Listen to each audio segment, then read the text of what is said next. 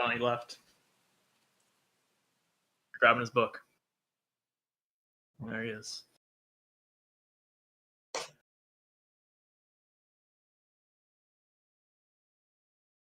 First Law Trilogy, final book by Joe Abercrombie.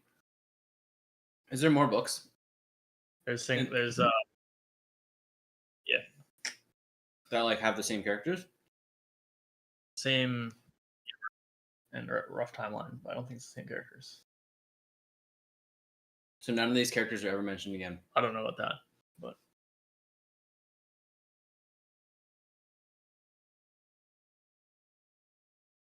I'm Rowan. I'm Kieran. And welcome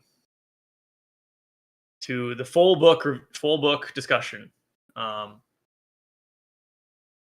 We grinded out the entire book, the longest book in this trilogy by far.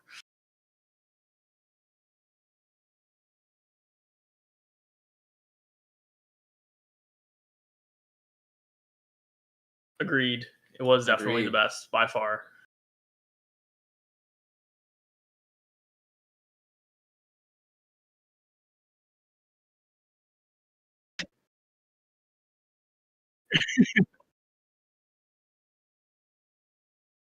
Yeah, that's probably exactly what happens every time you finish reading the series, because it delivered on everything. It delivered on a lot of things that everyone said this trilogy was going to deliver on, like the dark thing, the battle scenes, like the characters were fleshed out. The dialogue was still great. Yeah, mostly just like the dark tone. I think we finally got there. Definitely got there. Where we wanted. Feels like he took the criticism that we had for the first two books and like worked on it for the third book. So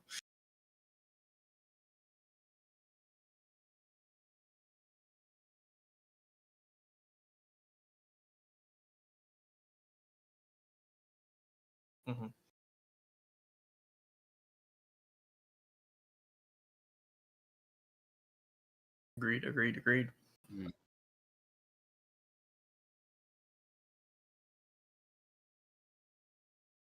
Brother Longfoot. Yeah. Literally abused Longfoot in this book.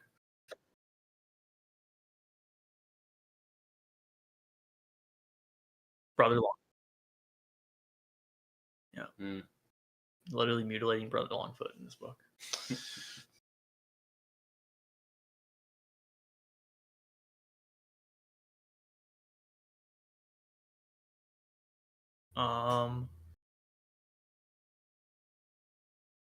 Yeah, I thought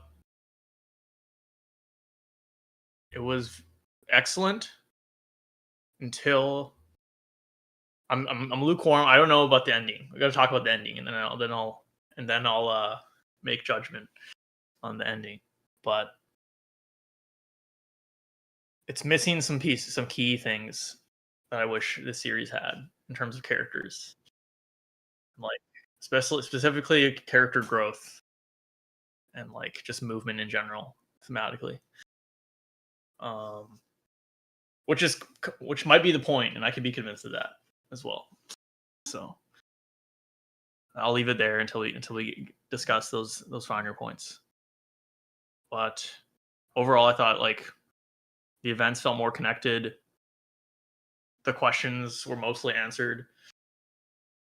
Like, yeah, the dialogue was still strong. The battles were gruesome and dark and awful and great.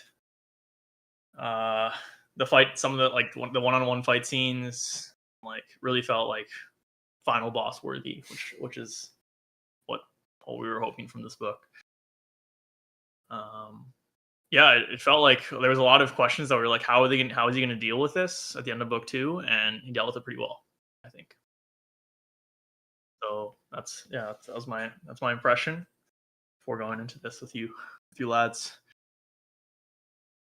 Yeah, I thought it was definitely the strongest book. I love the fight scenes. I thought the Gurkish siege was incredibly done. I really liked like the time jumps to like so it didn't last like too long. Like I think he jumped to the appropriate points in that siege, which was really well done. I thought, yeah, there wasn't like a lot of boring like traveling for like 100 pages at a time. Like he did a very good job at like speeding up boring parts in this book, and I thought the character growth was interesting, and yeah, definitely a bit frustrating at the end. But I think that's kind of the point, is that like he's just really trying to be like unpredictable and like go against the grain in every regard, and so he leaves you unsatisfied. I think on purpose with like multiple characters, which is fair enough. I think that's kind of the purpose, but it is a bit unsatisfying. I thought it was really really good. I think each individual scene was like very well done, very interesting. The one thing I would say was negative is there wasn't a lot of like very like I'm so excited to hear what happens next per se once the scene was over. Um, so like that's something I definitely think is lacking from this book series. I'd say there wasn't. I don't know. It's just like I got caught up more and like and cared a lot more about the story. I think that's just partly because the characters aren't likable, so you don't care as much about what happens to them, and so you're not as invested as other books where you're like, oh, I love this character, I really want them to go far, and so like, and so you're super invested in like the good team, you know. And so I think that with this series, by making it so grimdark and like so like everyone kind of an asshole, like you kind of lose that. That's it. That's a good point. Yeah.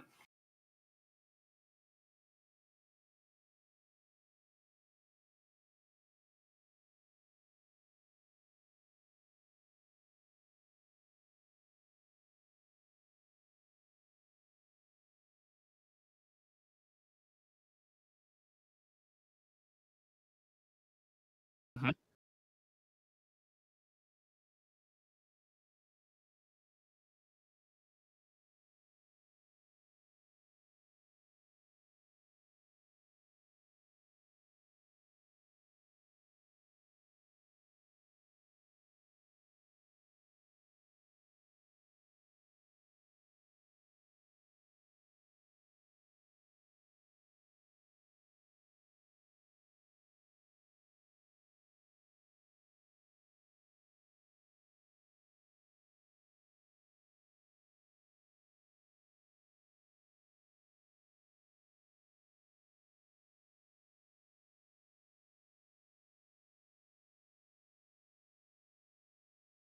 Yep.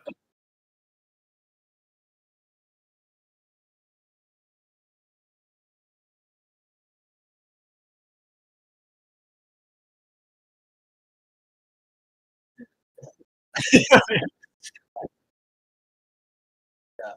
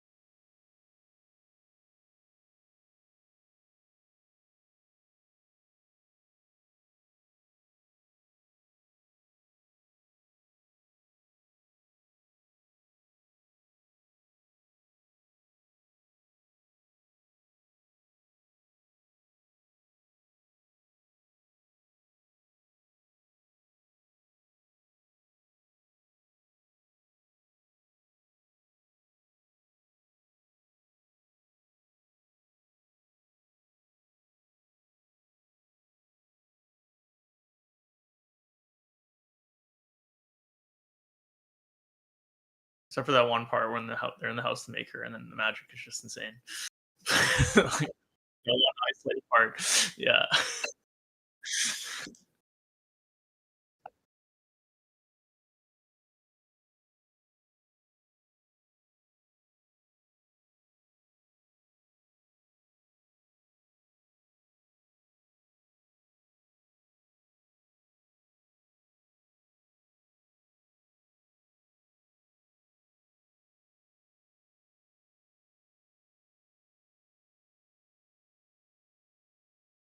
Yeah.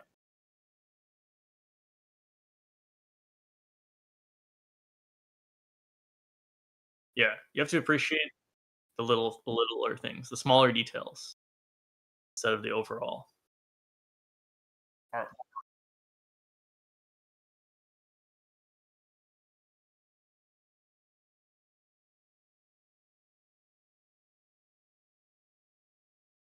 Yeah, Yeah. you could pick a character and be like, Okay. Every character you really saw those yeah, moral why did they struggles. do what they did, and is it like how realistic is it, and like why is it realistic, and like there's so many questions to be answered there. And they talk so much about the struggle, the moral struggles, like almost all the characters throughout the whole thing. Very interesting. And they fight, and I feel like so many of the characters become better over time, and then at the end they get worse again. Like,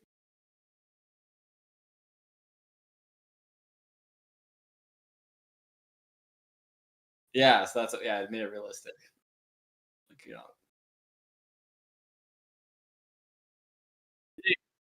Did it go too far though? That's what I want to ask. Yeah, in terms of like if the goal is just to be like realistic and like morally ambiguous, 100% achieved. So yeah.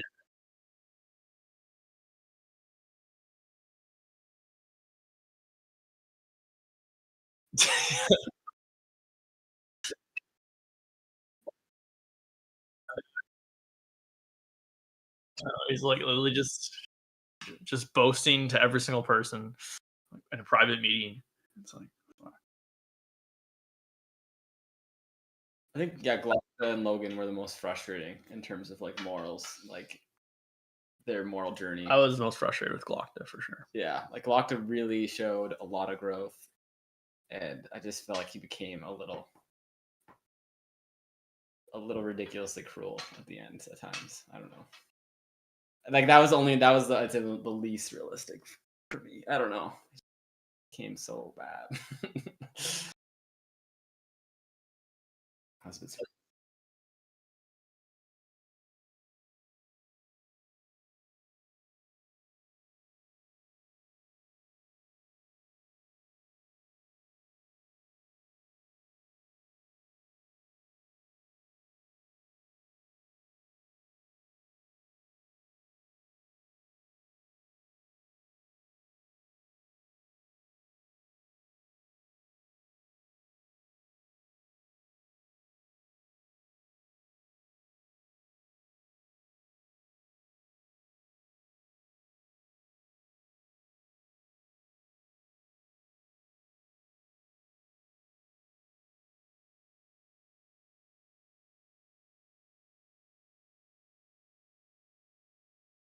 Yeah, yeah. Mhm. And if the intention was for him to fail that, then that's what happened, and it was achieved. But I think one of my main things at the end of the last book was like, man, Glockta really hasn't changed at all in these first two books. I wonder what's going to happen in the next book. And then I'm like, wow, he really didn't change at all throughout all these three books. So it's like, and like none of the characters really changed except for Giselle. And it's arguable whether just circumstances like like at the end of the second book, it's like has Giselle really changed, or is it just circumstances have led him to this moment, and then he'll just spring back to where he was before, given any opportunity.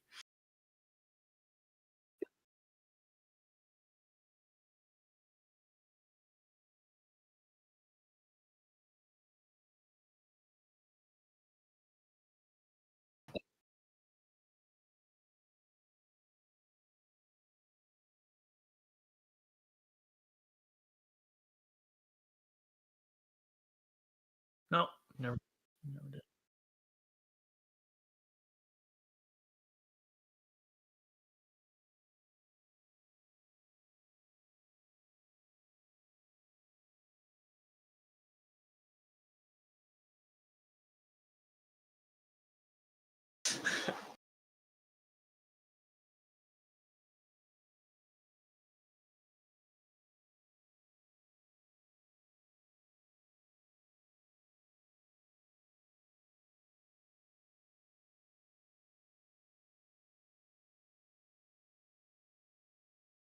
Logan ended in a worse place for sure.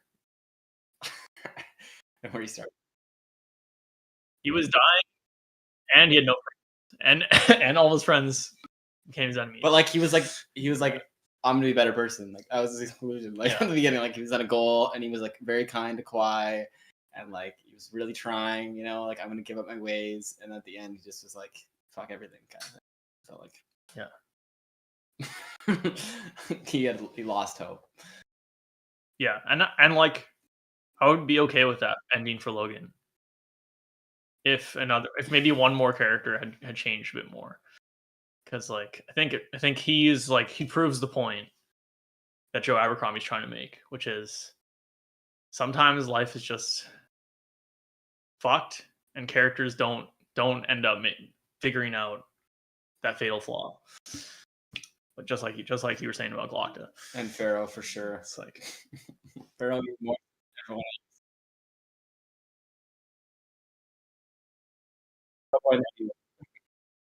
yeah.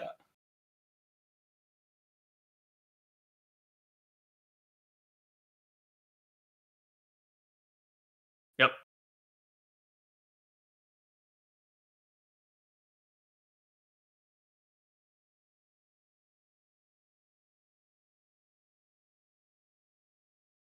And if we had this ending and the rest of the book wasn't as good and as dark as it was, I would be so salty right now.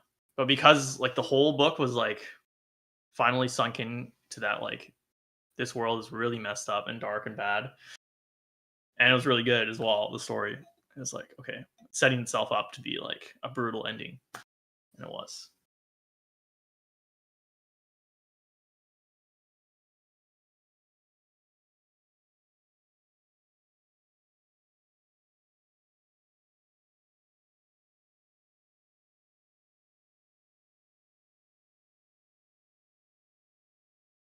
Can't.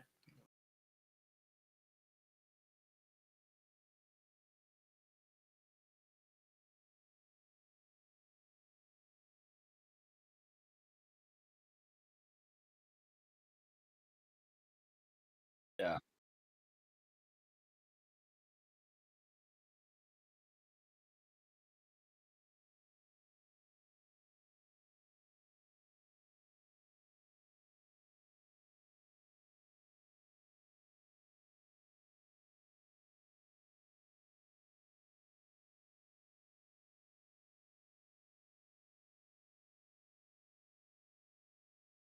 Yep. No one will believe him.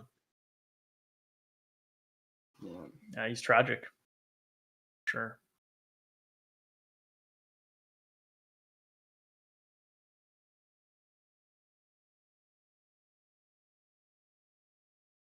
Like every time that happened in this, like the first two books, you're like, okay, Logan, you know what? He's a pretty good guy. Like, nothing really too crazy with him happens. And then this book, you're like, and then he fucking stabbed Tolderu in the neck, and you're like, no. It's like just so sad. And he killed the kid too.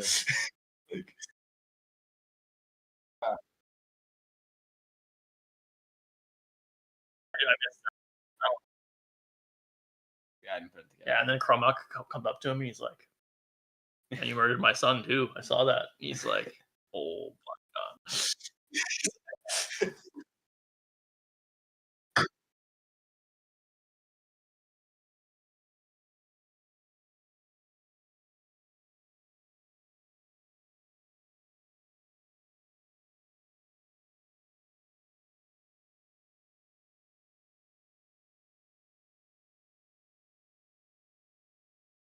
Yeah, I think it's having literally finished the book today. It's like it's going to take some time to sink in what these characters have went through in this book and what happened and what that means.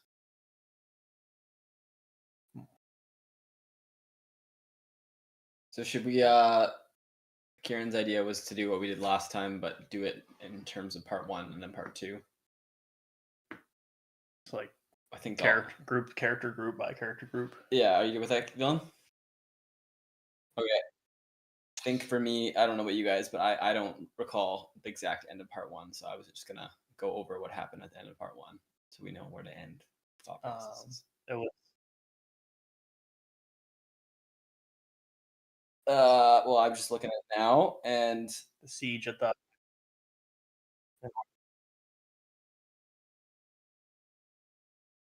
Oh yeah,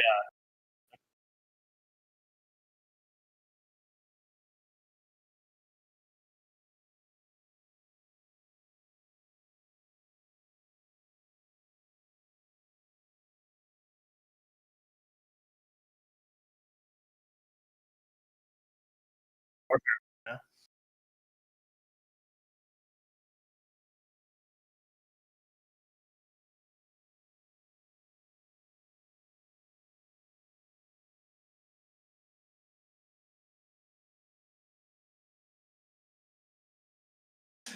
yeah,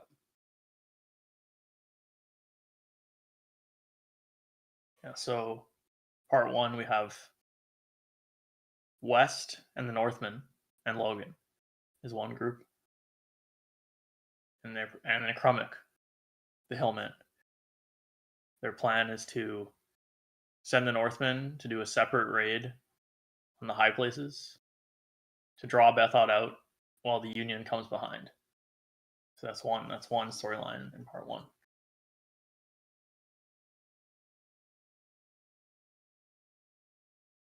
King.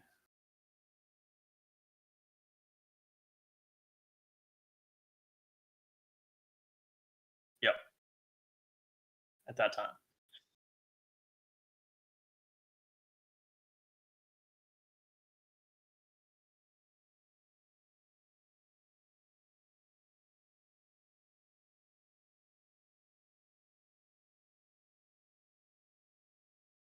and then Baez is basically scheming, but also with Jazal a lot of the time. And before the vote, Galacta and everyone else is bribing and murdering to get votes on the closed council for the new king. yeah. It's like the end of the end. Everyone arrives from the quest. Yeah. So it looks like they beat Bethod at the end of part one. Yeah, I'm trying to but remember. they don't kill him. They don't kill him. They they cripple his army, and you Right, yeah right, right. yeah Right. Carlian. Yeah. And Glockter ends with Too Many Masters. I think there was two chapters called Too Many Masters.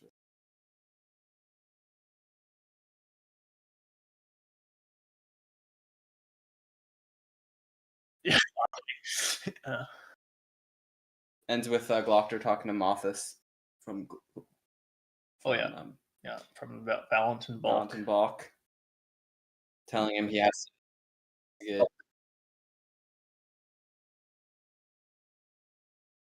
Yeah, I didn't see it coming at all.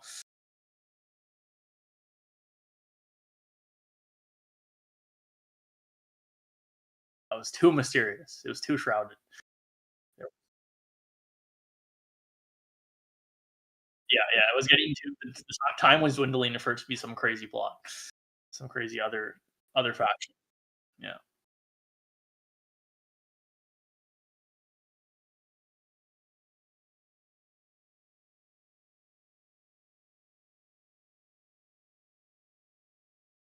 yeah, and then the Gurkish are coming, and Pharaoh goes out to approach them. yeah. Also with Jazal, he gets there. He has a romance with Artie briefly Yeah,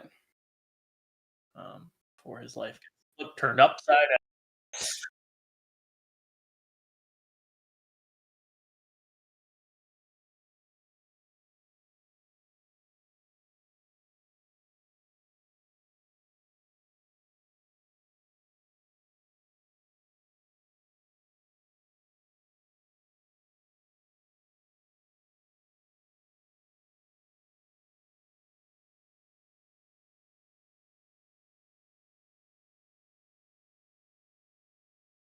Should we start with All right, let's start with Giselle or Jizzle. I don't know.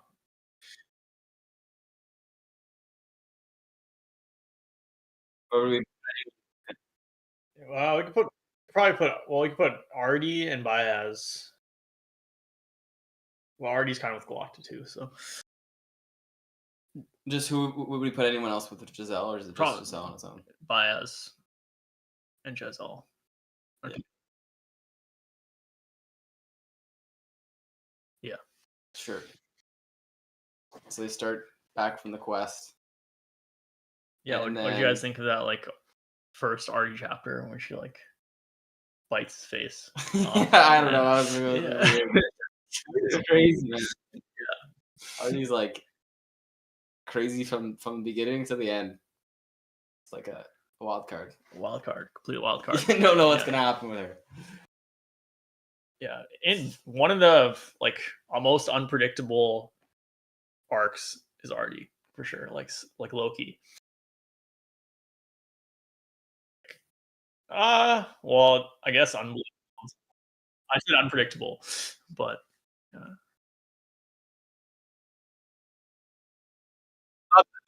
not the Giselle part. I think we knew that she was not going to get with Giselle. Like it's not that kind of book.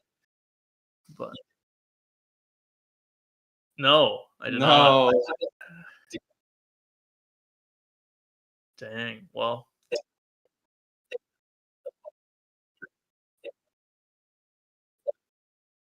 They did, but I just thought Glockter was just gonna be like that was gonna be his thing, just to be in misery his whole life. Like, thought he was gonna have that. He did.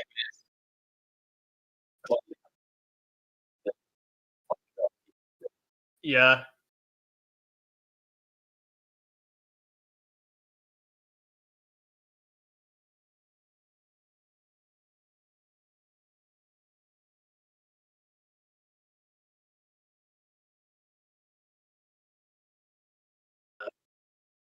Yeah.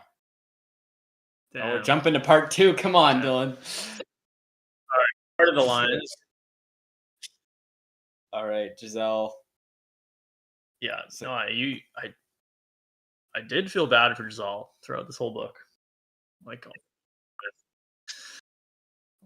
every time he had resolve to do something, finally he's like, I'm just gonna settle down and become a farmer with Artie.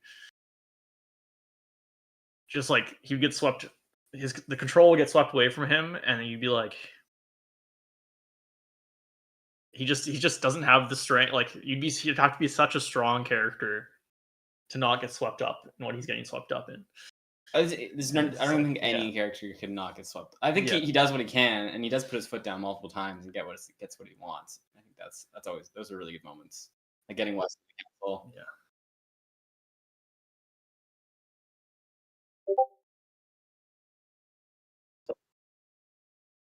Mhm.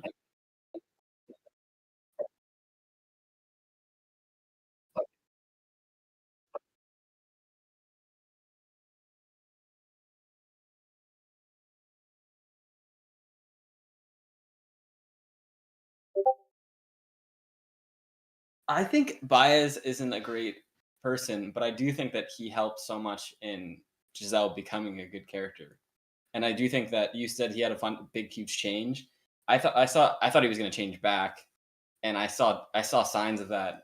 And I think that what prevented it from actually changing back was, I want to say it was Baez. I don't know who else it would be. Well, it was so indirect though. Like Baez didn't give a single damn. No, about he what didn't. happened He with didn't give a Giselle. damn about him, but like he put him in his place every time he started going off and becoming his old set of ways. Of Giselle going back to his old ways when he got back from the mission. Who put him back in his place then? Do you think he did himself?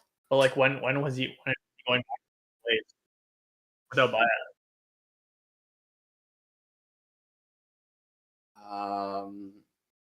Well, when he's like completely concludes that he's like, I'm gonna go with Tezel, and he's like, and I get to have Artie as my mistress. He's like, oh, I'm fully convinced. Then this is dope. This is the best thing that can happen to me.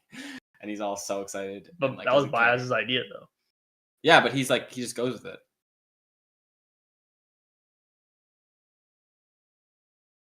Oh, Well, that's just like hit part of his like. yeah, well, Giselle's not a he's not a perfect person. He's not even a great person, I don't think. But like Baez wasn't the one to put him in his place. He helped him become a bad person in that situation. Yeah,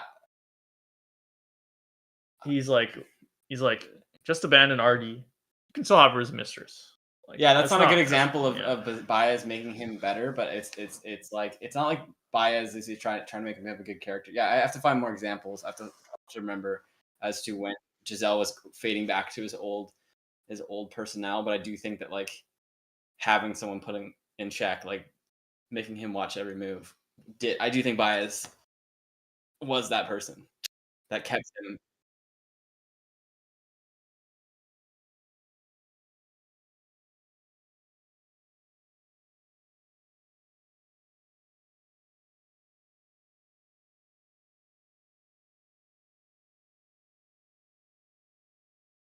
I agree, but then he was fading back.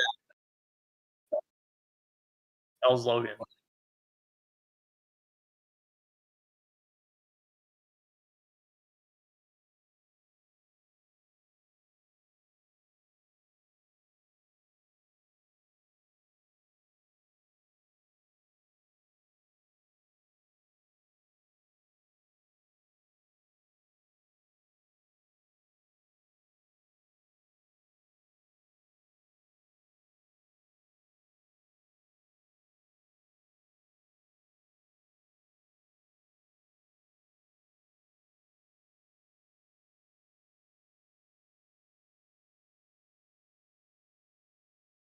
I don't know about that point, but I'm not going to argue against that. That's not what I'm arguing. I don't think that the initial change was Baez, but I just think what prevented him. I saw signs, which I'm trying to recollect the exact moments with Giselle fading back to that. Because that's why I pointed it out because you made it sound like it was such a start. He made this change and he didn't fade back, and you were really impressed by that. And I saw signs of him fading back, but he did push against going back into his old former self, and something prevented him from doing that. And I think it was Baez because I don't know who else it would be.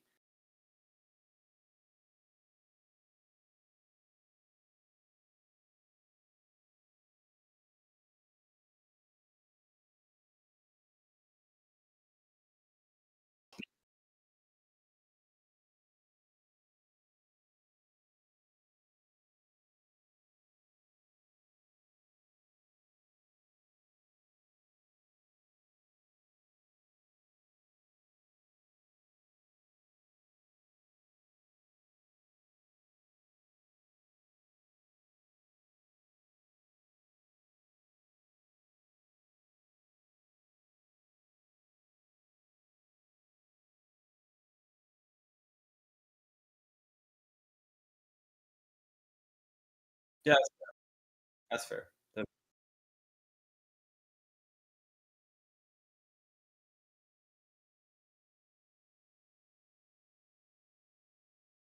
Yeah. Yeah, I wasn't. I don't. I can't think of an exact example of Baez putting him in a place when, like, making him a good character by saying something specifically. But just there was a definite force there, and yeah, I think it. Yeah, you're probably right. It was the events orchestrated by Yeah, I think Baez. sometimes Baez would praise him for something that the reader would also be praising him for, but it was only because he was like, okay, this is going to help my case when I make him king, or like Yeah, when he I takes don't think over. Baez It's like ever like had that had like intention. good, yeah, Yeah, good intentions for He never Baez had good intentions. for Giselle. I don't think Yeah. that. No, Baez is a piece of shit to the core.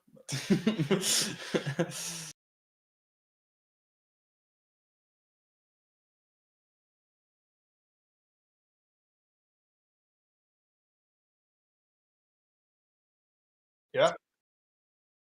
Yeah, I mean, it fits with in world Baez controlling everything. Everything's also like all the plot points of this story are controlled by Baez as well in some way.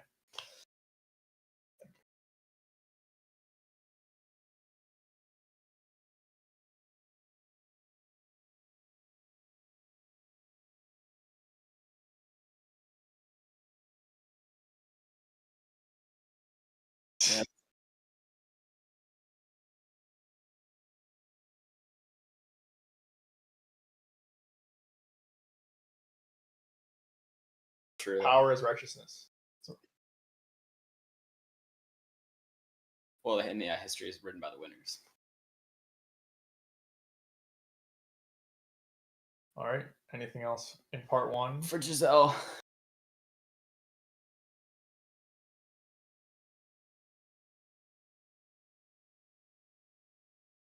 Negotiation.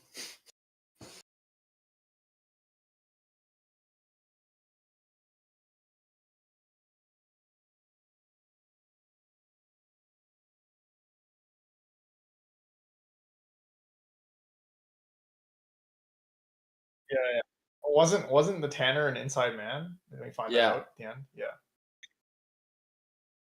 No, it wasn't. The Tanner was Yoru Sultan. Yeah. They kept pointing to it because they had different colored eyes, so you always knew.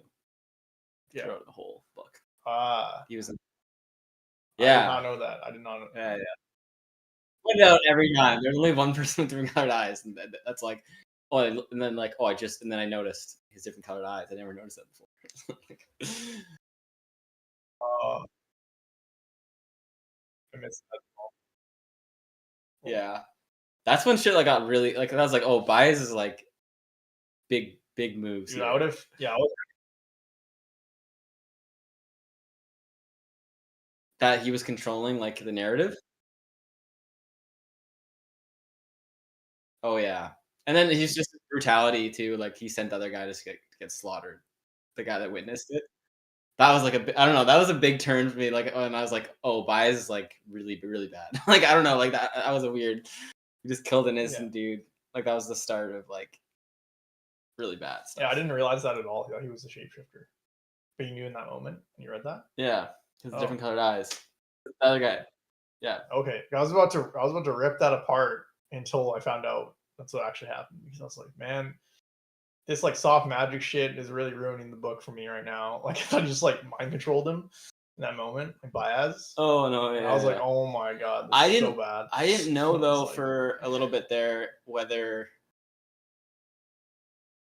like I think it was him the whole like later they exposed it was him the whole time.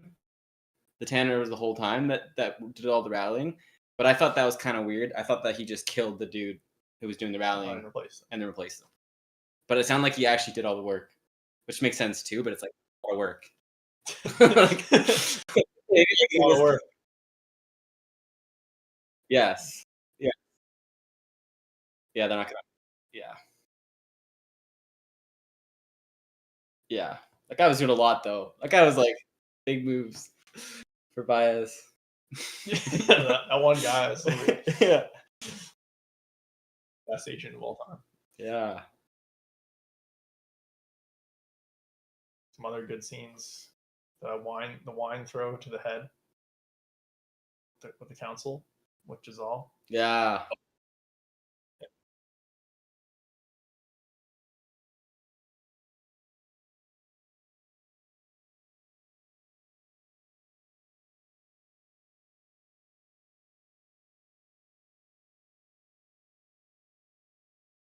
Yeah.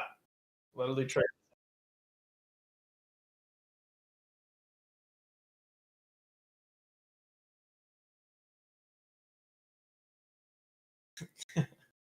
It was odd because he came off as like one of the biggest characters, the smartest character other than Baez until like the end. He was like outplaying Walker like so hard the whole fucking. He's always like 2 steps ahead Yeah. of Walker.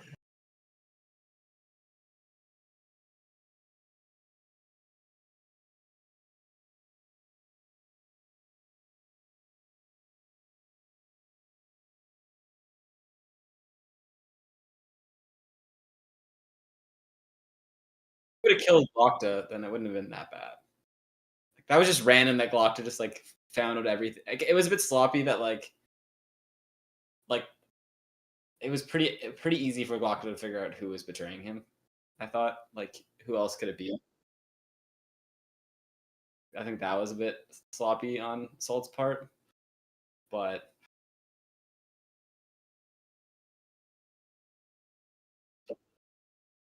well, I just think I would have probably just killed both of them. Like I would have just put, like I would have not trusted either of them after that. Like I don't know if I would have killed them and like confronted them and like concluded like they made it really obvious like in the moment that they were guilty.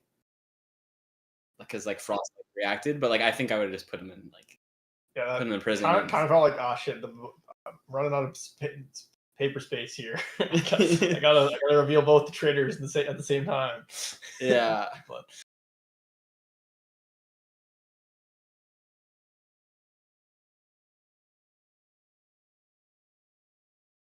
it's fine. I liked it.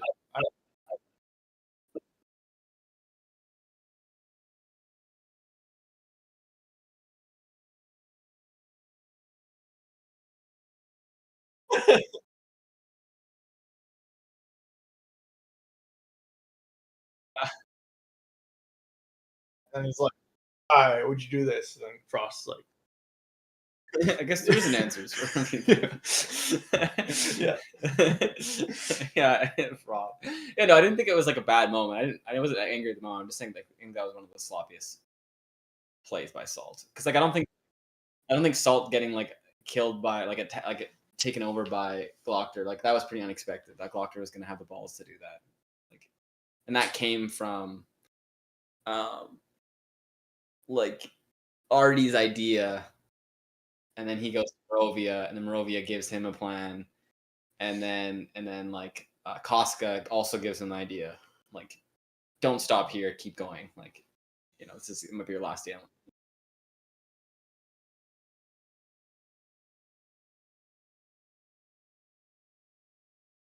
was a pretty crazy solution. Like it was pretty baller plan.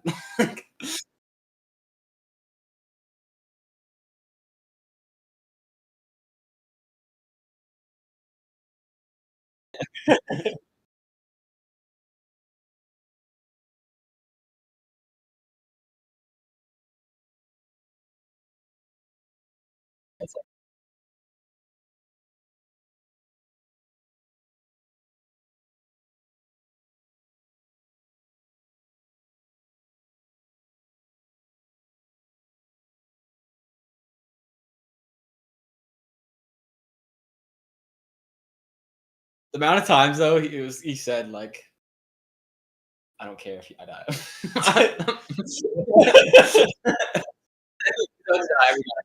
I don't care. He almost dies like 100 times. Yeah, that's his line every time, and it works every time. Everyone's like, "Oh man, I wish you cared so I could kill you." Yeah, But you can't. You don't care, so I can't kill you. yeah. It's like faking it. The last one was the most unbelievable. I was like, whoa. Yeah, I've been playing years. Yeah, I thought he was gonna kill him for sure.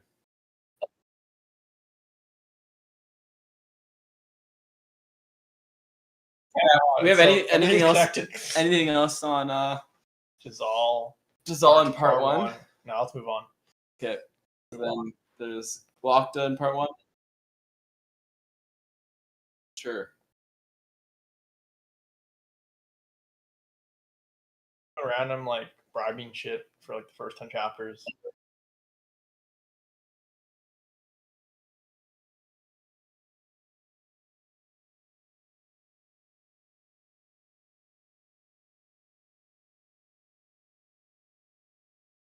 Yeah, that was whole play. It's so odd though. Glokta like sometimes like it is just him there, and he has no backup, and you're like, what are you doing? Well, that's what we figured that out in book one, that Severard and Frost are always low key there. They're just Yeah, but then he wasn't there. background. I guess because he didn't have him at the end, but like he wasn't there for Pike. And there definitely was a couple other situations where like Glokta like almost died, and like no one was there. Like I still think it was like 70% of the time he had people there, or like 30% he didn't. could have been assassinated so many times. Yeah, and so like that was a situation where I was like, again, like yeah, we did find that out. But like everyone could have been assassinated in this book, like a lot, many times. So yeah, and it solved a lot of problems.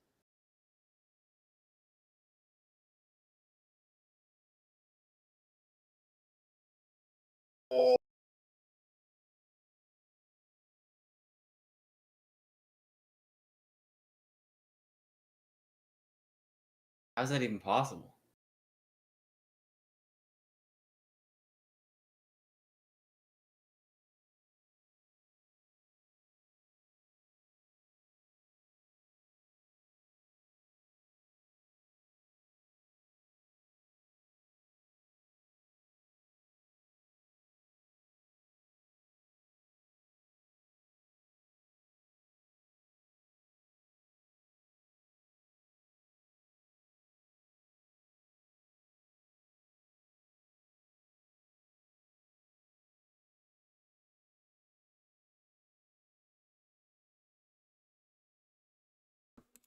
Hello? Oh my god, you can hear me now.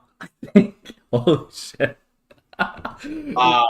That's not. Alright, boys. Well, never Not mind. even like we're going over the entire book, and it's book 3, and we've done the other 2.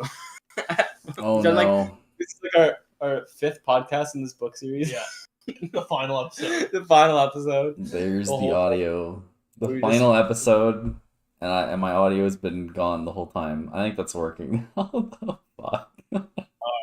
Well, Well, at least the important people's audio was on. So. you've missed all the best things. Maybe from the I've context. said all the greatest things, and now it will never be recorded. It's only in your guys' memory now. You guys know you have a treasure in your brains of all the smart things that I've said during this podcast. We're the only 2 witnesses of this. Yeah. Reality can be whatever we want. What a shame. Reality can be whatever we want. It's like I have the stone. Bias is the greatest. Is righteous. Yeah. Oh, Bias is yeah. great. And that he never could have predicted that Kwai was killed by a leader and deposited on the side of the road. Oh, That's Dylan said Kwai. he never saw it He coming. never saw that coming. Never saw it coming. Hey, there's video evidence of that in previous podcasts. We can't go that far. Yeah. We should address that was a great prediction by the team.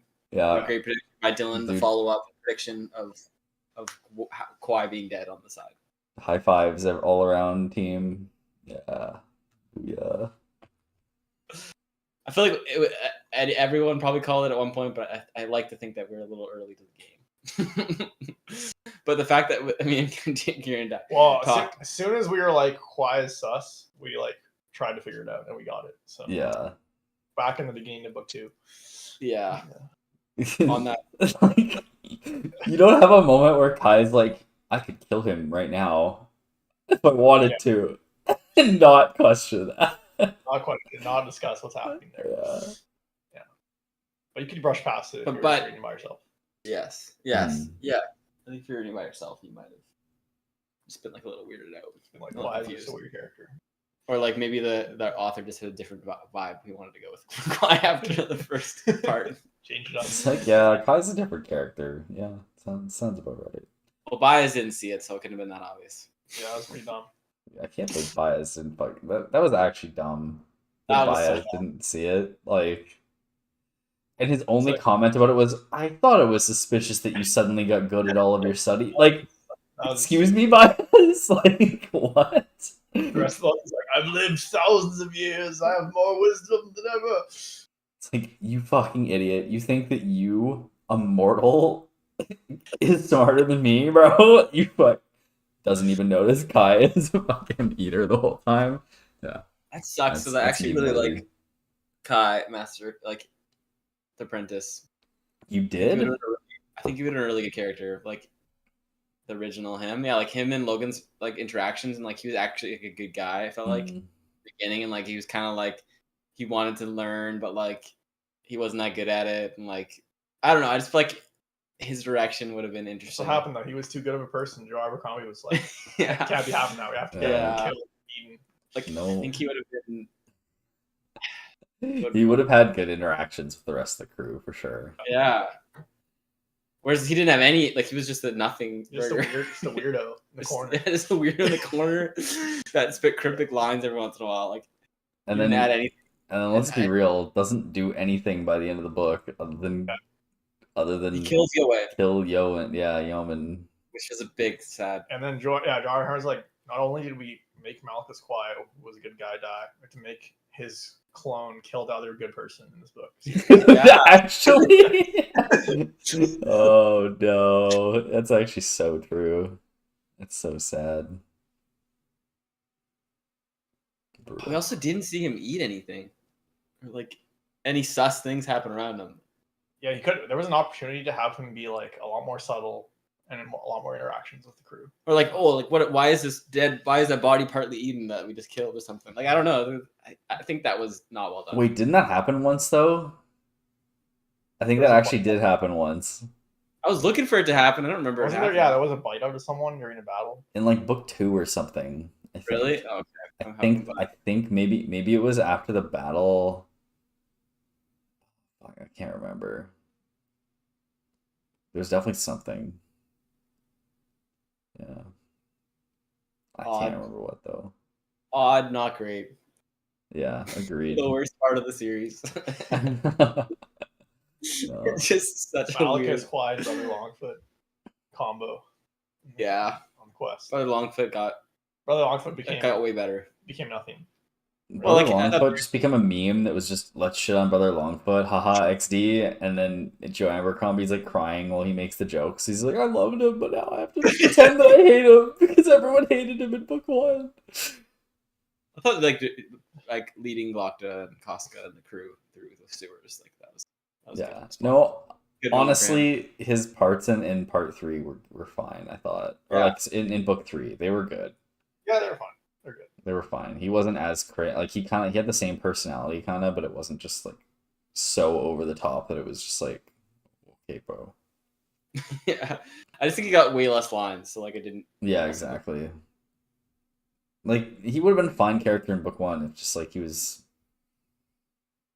just put a fourth of every paragraph he said on the page, and then then you get him in book 3 and he's fine. Yep. Yeah. Glocta in part 1 though was what we were supposed to be talking about. We ended up with Brother Longfoot part 2. So Glocta in part 1. Yeah, that part with pigsty was a bit lame. Like what was the dude thinking inviting him over to the pigsty and then just like leaving and yeah, like you expecting to catch Glocta out like that? Like come on, who do you think you are, bro? Be professional, I guess that was Glocta's whole point. Yeah, he was disappointed in him. He was, understandably. I mean, Glocta was basically just saying exactly what I thought the whole time. Like, are you an idiot, bro? Yeah, I will say the Glocta parts with the whole conniving stuff was a bit not the best Glocta parts. Yeah, the first 25% of the book with Glocta was pretty lukewarm. It's a bit boring, I thought. So it didn't feel like it was going anywhere, and it didn't. It didn't matter. It didn't matter. Didn't matter at all. They're like the all of the characters involved in the whole scheming around the closed council were at the same time like, oh, this is pretty pointless. Like, Brock's just gonna get 70 votes, and then we're gonna have like 20. Yeah, and that's the vibe that carried through. And then it's just odd that like Baez came in and swooped up everyone. Like you think that would be evident in his conversations with people, Yeah. They felt defeated. Everyone felt defeated by the whole thing. Yeah. Which maybe is kind of the point.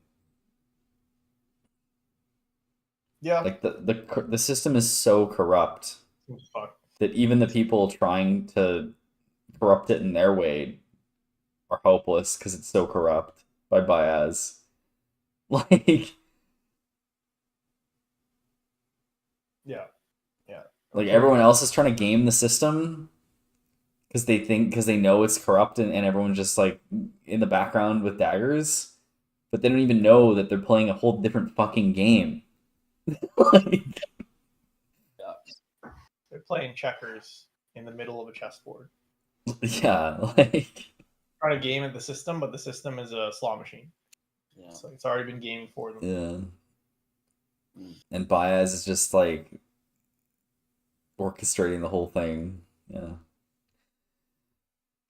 But yeah, Glocta Part 1, not the most happened there in terms of like interesting plot bits, I think. He started to get pulled in both directions by Salt in the bank, which was so just a setup for Part 2. Yeah, where he has all this conflict. Yeah, I feel like most of the exciting bits in Part 1 was the Jezal being crowned, and then the West struggling with the army. Yep, that was good. So yeah, let's move on to the Northmen. I thought the Northmen story was really good. Yeah, the battle. Yeah, the battle at Kramox. Yeah, I liked how he ended up, because one of the big problem or questions I think about this book was how they were gonna fucking resolve the Northmen and the Gurkish in one book. And honestly, I think he did it pretty well. Like I don't really have any complaints. Other Two big than battles. It's ended both parts. yeah, other than Bethod was kind of just like a nameless dude for most of the book, and I was a bit disappointed by him and the witch in terms of their stuff. Yeah, the witch was really underwhelming. But yeah, sorry, that's getting a bit ahead of things. But yeah, I really like the west parts with his battle, the battles. Did Cathal die in this book, or was that the end of last book? That was the end of last book, right? Last book. Yeah. So what was the start of this book for West? Like, where did that start? They're just camping out in the north. Right after the battle, right? Yeah, and they're trying to beat down what's it called? Not Polder and Croy, but they're trying to beat down oh right, they had just captured the city back, right? Yeah, they captured Yeah. Carlin, Not Carlian, but the In fortress city thing, yeah. and then they're gonna move across the white flow into the north Hmm. to Chase them flush back, yeah. Bethod out. Yeah. But Um, he's too well. So Yeah. Logan comes and he meets up with the old crew, which is a good part. Yeah. He thinks that they're not going to be happy to see him. They are happy to see him at that moment, Hmm. at least. And we get that backstory with Shivers, like Oh, dude. Brutal. Logan So fucking brutal. Shivers. Absolutely nuts. It's like you can't even blame the man. Like you fucking kill him. No, Yeah, I was like, oh yeah, this is the guy that Logan killed his brother. And it's Yeah. like, he just describes how it happened. And you're like, oh my god. Like you literally couldn't have done it in a worse way. Like yeah. this man like brutally slaughtered, or Logan just brutally slaughtered his brother. Like Foreshadowing for like what being back with the Northmen is going to do for Logan's career. Yeah. oh, absolutely, yeah. He just keeps making the wrong decisions like all the time. All the time. Like honestly, I'm a bit surprised he didn't toss the crown off and be like, "Dogman, it's you," or some shit. Yeah, I don't know. With Logan, it's just sad. Just got sadder and sadder. Yeah. going on. Sad for Logan, but good thing we don't need to talk about that right now. Because Logan's having the time of his life with his buddies. He's back. With the boys. He's back with the boys. They're vibing. Yeah, and then they run into like Crummock, I guess, because they're stuck. They can't break past Bethod, and Crummock, the hillman, is like, "Oh yes, you're blessed of the moon, Logan. You're too guys blessed of the moon." I like And, him. Yeah. I think he's a fun character. Dude, he was so fucking insane. But like, He always pointed out his own insanity and then like called other people insane. Yeah, It's like always playing. Everyone's like, it's day 6 of the siege. We lost 50 men last night alone. My leg has gone, and he's like, "Yo, yo, victory! Get me out there! I want to fight!" And everyone's like, "Shut the fuck up!" and then he says some philosophical shit that makes no sense, and he's like, "You're actually the insane one, but I am insane too." Yeah, like you said. And then there was the whole thing with fucking Burr dying and then Polder and Croy not fucking following. It was like, oh my god, that was so infuriating That was rough. to read. I remember I was so mad. I'm like, of course, just the fucking bureaucracy of everything is gonna fucking kill all the Northmen. Which was Polder and Croy, that was a satisfying. satisfying. They were a satisfying storyline. That they got better. Yeah, and with Giselle, like initially, like making Lord Marshal West, Yeah. and then Yeah, nice, something's good's happening. Yeah. that was so good. And that was so satisfying how he played Croy and Polder. That was so good in front of Pike. Oh yeah. Yeah. He like had the blank piece of paper. He's like, Yeah. I have a letter written here. Yeah. Congratulating the king on our good friendship. Yeah. It's like General Coy, the best man I've ever met. he wanted to dismiss immediately, but I'll give you one more chance. And then he does the same thing to both of them. Yeah, that was so good. I have to keep Same- him right by my side to keep an eye on you. With the same piece of paper that says nothing on it. Yeah. Beautiful. So That's good. one. So Yeah, no, I remember reading that and just being like, yes, I was so excited reading that. Like, this is And, so like, good. Yeah, Pike's commentary too was so good. Yeah, I love that. Yeah, Pike and West underrated combo. So Yeah. Dude, they were actually so good. Dude, it was like about this point where I started to like, oh no, that's actually a lie. This is just the point where it starts to come to play. But like, part of me was like, how the fuck is literally all of the main characters becoming like the most powerful people in like the whole union? Yeah. And then the answer is they're all just peripheral to Baez, and he is just the maker of everything. Because like it seems unrealistic, right? That like literally every single main character becomes like a king or leader of the, like. Well, I feel like West is like legitimately like Baez had nothing to do with it. You just got insanely lucky. He did get insanely lucky, but also he's peripheral to Jezel, who's peripheral to Baez. So yeah, that's true. like he would have been promoted if Jezel wasn't king, but that was the final step. That was the final step. Yeah, everything up to that point he earned himself for sure. But yeah, and then we go. Did you guys think that they were going to reach? I guess then they make the fucking fortress, the Northmen. It's some fucking just random shithole. Like, yeah, the wall is like a half of a foot tall. Like, but when you're standing on the inside, it's like they're like, oh no, man. And then everyone's like, Krubik, what the fuck? And he's like, what? I never seen a wall before. That's what I thought it was, man. I'm from the forest, yo. I'm insane, man. He's always been set up. Like anytime you guys are the insane ones to follow me. Everyone knows I'm insane. So good. And then the fucking vines are like coming out of the walls, and they're like, okay, we have to take them down. But wait, if we fucking take them down, like the walls are just gonna come tumbling down with them. Like, oh no. So good. Now I'm thinking about it. This is actually such a good part where they get to the fortress and start sieging, and then they're like, and then Logan's like, all right, or Dogman's like, all right, everybody start rebuilding the walls, and Krumik's like, nah, I don't want to rebuild the walls. I don't do that shit. But I'll follow Logan. Blessed of the moon. I love Logan. And then Logan's like, all right, follow the walls. He's like, doesn't sound that fun, man. But yeah, dude, that was exactly it. It's like, I hate my life. I want to die. Krumik comes out. He's like, blessed of the moon. My favorite person. Yeah.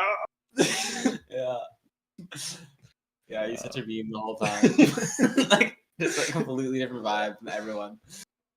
Good. Just children. And like he forgets the name. His daughter. Yeah, he forgets his daughter's name. It's called, yeah. Oh, who's that girl? Oh wait, it's my daughter. That's my son. Yeah. That's my other son. Who is this boy? And then he tells Logan, that's actually my favorite. She's feisty. Like what the they carry all my weapons. She has like this. Do you know ridiculously heavy hammer? She's like dragging it, like can't like. And Logan like offers to take it for her, and she's like, "Fuck you." Keeps running with it. Keeps dragging it. Yeah, that was good. Yeah, like the part one, the best parts were with the Northmen. I thought the battle was also really good too. It was a bit weird that like the Shanka kind of just like disappeared. Like what the fuck? The Shanka just suck in general. They never got good. Yeah. Like what happened with them? Like they showed up. Some of them fought in the battle and then they just disappeared. Like they were never spoken of again. Yeah, like after that first charge in the battle, the Shanka just disappeared from the whole story. Well, they charged twice, I think. Did they? I think they charged once, and then the other charge was like the Eastern people or something.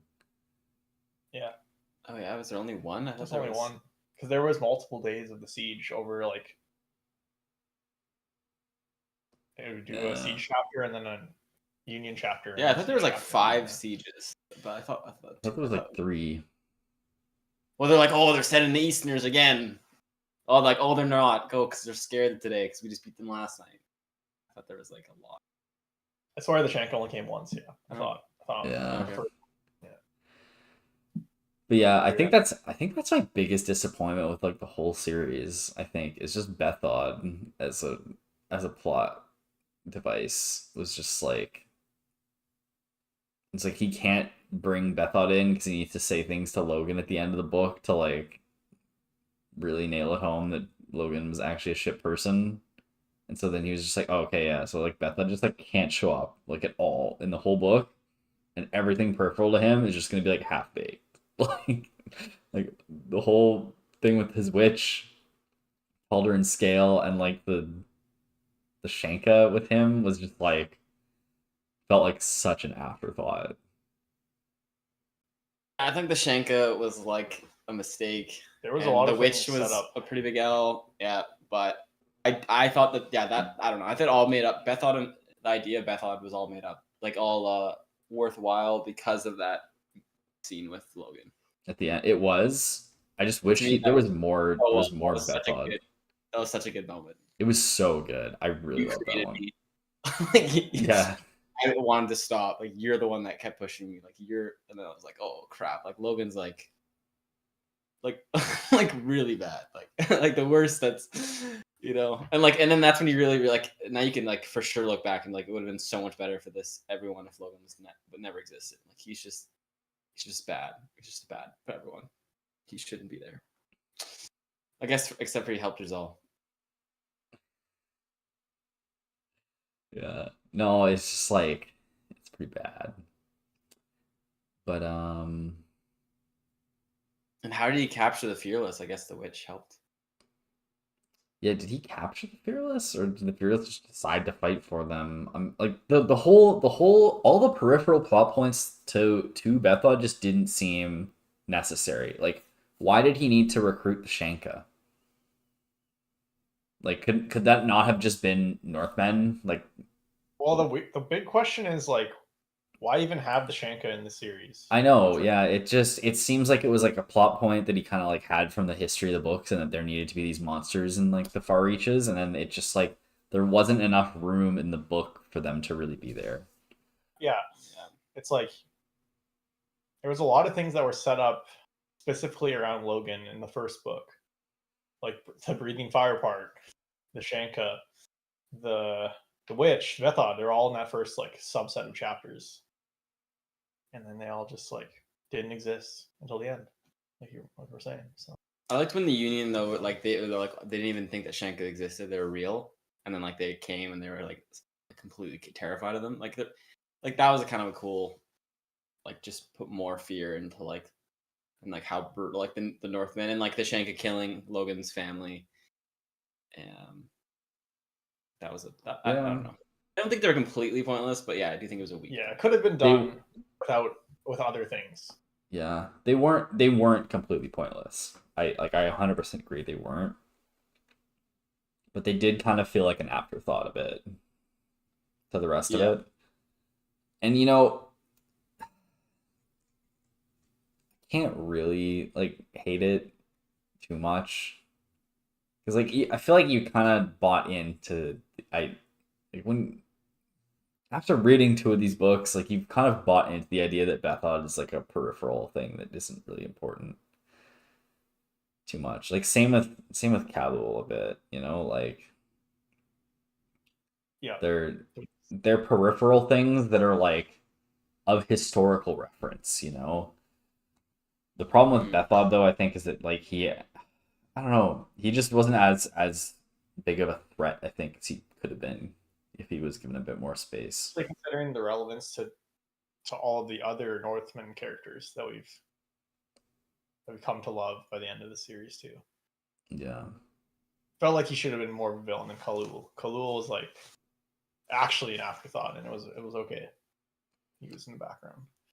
Maybe the reason that there aren't really any super big villains in the book is because there aren't really any protagonists to fight them. Everyone is their own villain. Yeah, like everyone is their own villain. Like the actual, I feel like that's maybe a conscious decision that he made to like not include Bethod and Khalul that much, because if he did, I feel like they'd end up being main characters, right? Yeah, In the true. sense that they'd be bad and fucked up, but then he'd also show their like good things.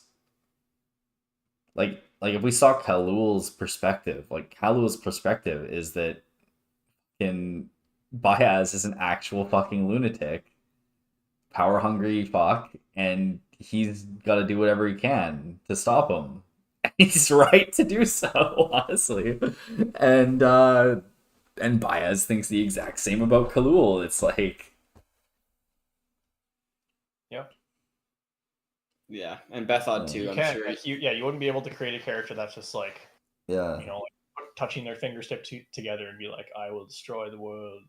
yeah. I think that's like just a supreme villain character. It just wouldn't fit with the story.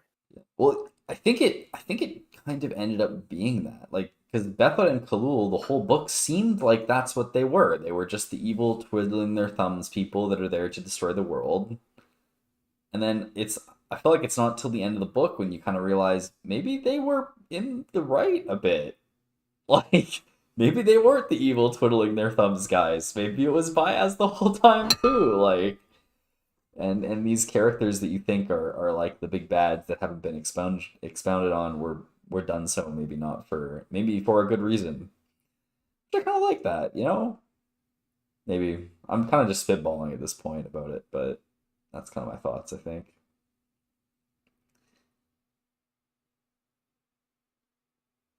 Are you guys more mad about it than I am? I didn't give much thought to Bethod or Khalul. It's definitely like almost no thought to Khalul. Oh yeah. Khalul's like literally only Baez cared about them, about Khalul. And that's and that's it, including the reader. Nobody gave a shit about Khalul. Nobody, like only 5 people even knew who Khalul was. So yeah. Honestly, like the world. And Bethod would just felt like a plot device. So fine. Yeah, I was very sad. I was very happy with that last conversation with. it was so good. I loved it as well. It was such a good last conversation. Mm. Should we keep going with the Northmen for part 2? Yeah. What did Pharaoh do in part 1? Oh yeah. That's another thing about this book. It's minimal Pharaoh action time. Yeah, we had a bit, but it was basically just her being her and doing Pharaoh things. We had the spirits thing at the end, which didn't really come to much. No, at all. It just sounds like Baez screwed over really hard, but she wasn't even like angry at him really. Yeah, he gave me what I wanted. No, she's like, yeah, I got my vengeance. Yes. It was okay. That's part 2 though. Well, we'll go into part 2, or maybe I'll just bring it up now. Save all of Pharaoh for part 2 because I feel like that's where we can talk about it. Yeah. Okay, So yeah. continue with Northmen. I guess it's pretty early on that the feared battle happens. The feared battle with Logan versus the feared. Yeah. Sick. So good. Oh man. I love the Logan getting Mayor West, like the Union soldiers, to hold the shields in the circle. That was so good, yeah. They might shove me down. That's the difference of the fight. I can't trust the Northmen. But he's like, I know you guys are like by the book, so you guys don't have enough reason to hate me yet. Literally, I think he actually said that to West. Yeah, that's so good. That was a cool moment. And like I love the night before, like the sun's rise comes up and he like yells at them, let's get this over with, like, oh, let's go. And like the conversations with like walking around and like the anticipation, and Yeah. him going off on his own, and everyone else just being like Yeah. discussing. And then Dogman, and then being like, Dogman. "Oh, the witch is gonna like they're screwed." But yeah, Yes. Cromic's like, Yeah. it was not gonna be a fair fight. Yeah. The witch, and then there's like that simultaneous infiltration mission. Yeah, and Logan doesn't even know that's happening. Yeah. It's all in the same huge chapter. And it fits together with like him not asking them to be in the circle, the shields, because he doesn't point that out. He doesn't even notice that they're not there. That's true, eh? Yeah. But then, like, I don't know. The part with their infiltration was like badass, but also it was just it felt very by the books, you know. Yeah, like pretty classic. Pretty bog standard classic interaction with the witch. Yeah. Yeah. And we knew there was a third person there the whole time. Really. I just had flash like in my mind. I was just picturing like some Assassin's Creed 2 like mission with like 2 guards. Yeah. It's like, Thanks, dude. It was so Assassin's Creed.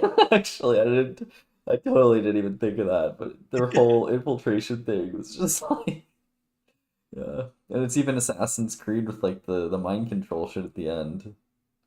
oh yeah. This trying to get them to stab each other. That's some spoilers for like the only Assassin's Creed game that had a story to it, and then they never touched it again after that game, and I can't even remember what game it is because no, it was like Revelations or something. One of the Ezio ones. Yeah. But so yeah, but the fight itself was awesome. Yeah, the fight with the Fear was sick. The whole like lore behind like the circle, and I have to state your claims, like claim your achievements. Oh, say your achievements and your name right before the battle, and then they claim your weapon and the like, weapon thing's so flip cool. the shield. Yeah. The weapon thing's so cool. Yeah. Yeah, the Feared has like honor. Well, he wants his armor. He wants his armor. Yeah. Right? No, but I don't know. I think that was he was being honorable more than anything. Like without a sword, like what the heck would have Logan done? And then also he gives him the sword again mid fight. So take your sword. He just thinks he's invincible. I think more than anything. Yeah. Yeah. It's not like it's like a. Which honestly, fair enough. Fair shits, bro. Like this man's like lived for like 1,000 years. It's kind of annoying though that we didn't get any backstory as to why the fuck he's here and what the hell he's doing, but Same with the witch. yeah, like what exactly? That's kind of where I'm like, yeah. At least he acknowledges he's like, nah, I'm caught up in these petty affairs. I don't know. He kind of says that. Yeah, the witch was really disappointing. yeah, there needed to be more with that with her. And like the Union caught them by surprise during the siege. Like she can see everything. Like how does that even happen? Yeah, that's you know a what I good point. But then they weren't there. It's like her and Bethod messed it up. Yeah, that is weird. Like in the same conversation as Cromwell was like, she has the long eye. She can see everything. But I have a plan. We'll surprise them. By doing this. Yeah. That's weird. There's got to be something going on there. Maybe they didn't know because they were so far behind, and then maybe that's why they left, is because they realized that like the last second that the Union was coming. Yeah. I don't know. It's a bit She was weird. focused. Yeah. On the siege. I think they did say that she'd be so focused on what they were doing, she wouldn't think to look at the Union or something. Dude, it's like fucking his eye will be fixed on the Black Gate, and you won't notice. Like almost like word for word. She was doing some Sauron chanting at the end too. Yeah, exactly. The Great Eye of Korib. So that making him the Feared even more powerful. Like giving him superhuman strength. Yeah. Mm-hmm. Infinite endurance. It's doing what Baez was doing. Yeah. In the fight in the tournament fight. Oh yeah. I don't know. I feel like he was making Giselle 100% OP. Yeah, but that's because Baez, I think, stronger. Yeah. Maybe. Yeah. It's like he's putting him like max, like, yeah, like slowing down time, like almost like. But That's probably why the Feared thought he was so OP too. Yeah. So, can't get tired. I have infinite strength.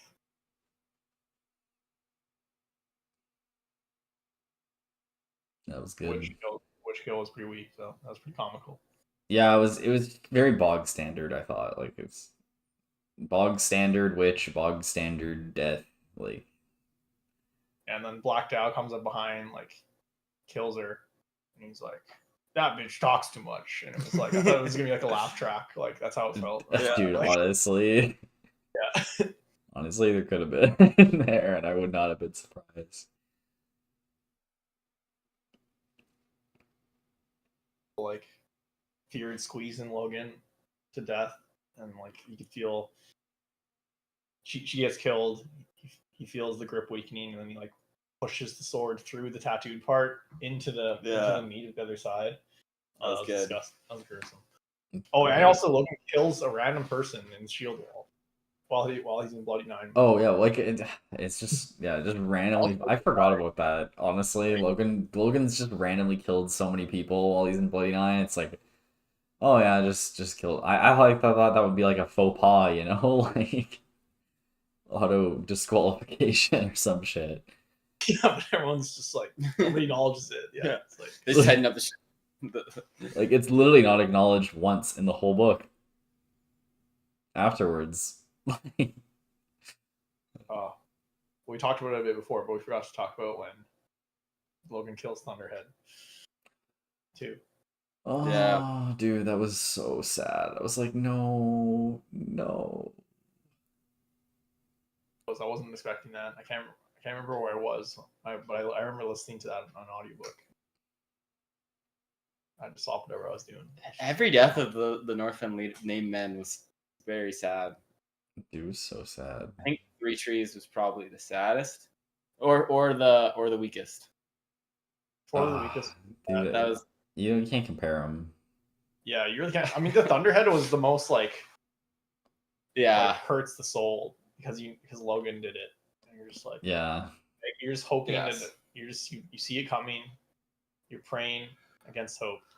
It doesn't happen. And then it does. Like the Northmen were also like so fucked up too. Like they literally every single solution to every single problem was just let's just kill them. Like every time they ran into anyone, they just fucking killed them. Savage group. Savage crew. And you just feel, and you're just like Dogman, just gets more and more depressed Yeah. as it goes on. He's just done. Yeah, Dogman's honestly Dogman- can't fucking blame him, man. Blame him. Yeah. We don't know too much about Dogman, but he just caught up in a lot of bad stuff. Caught stuck in the middle. Yeah. Who was the most honorable? I guess the weakest was the. Yeah, he was, and then it was like Three Trees, probably. Yeah, dude, they killed all the good characters in like the first book, yeah? Yep. Or was that the second book? Real way died in this book. Did Forley die in book 2 or book 1? Book one. Yeah, that was Book really. 1, really yeah. Malachus Kai, Forley, all the good characters need to be killed off immediately.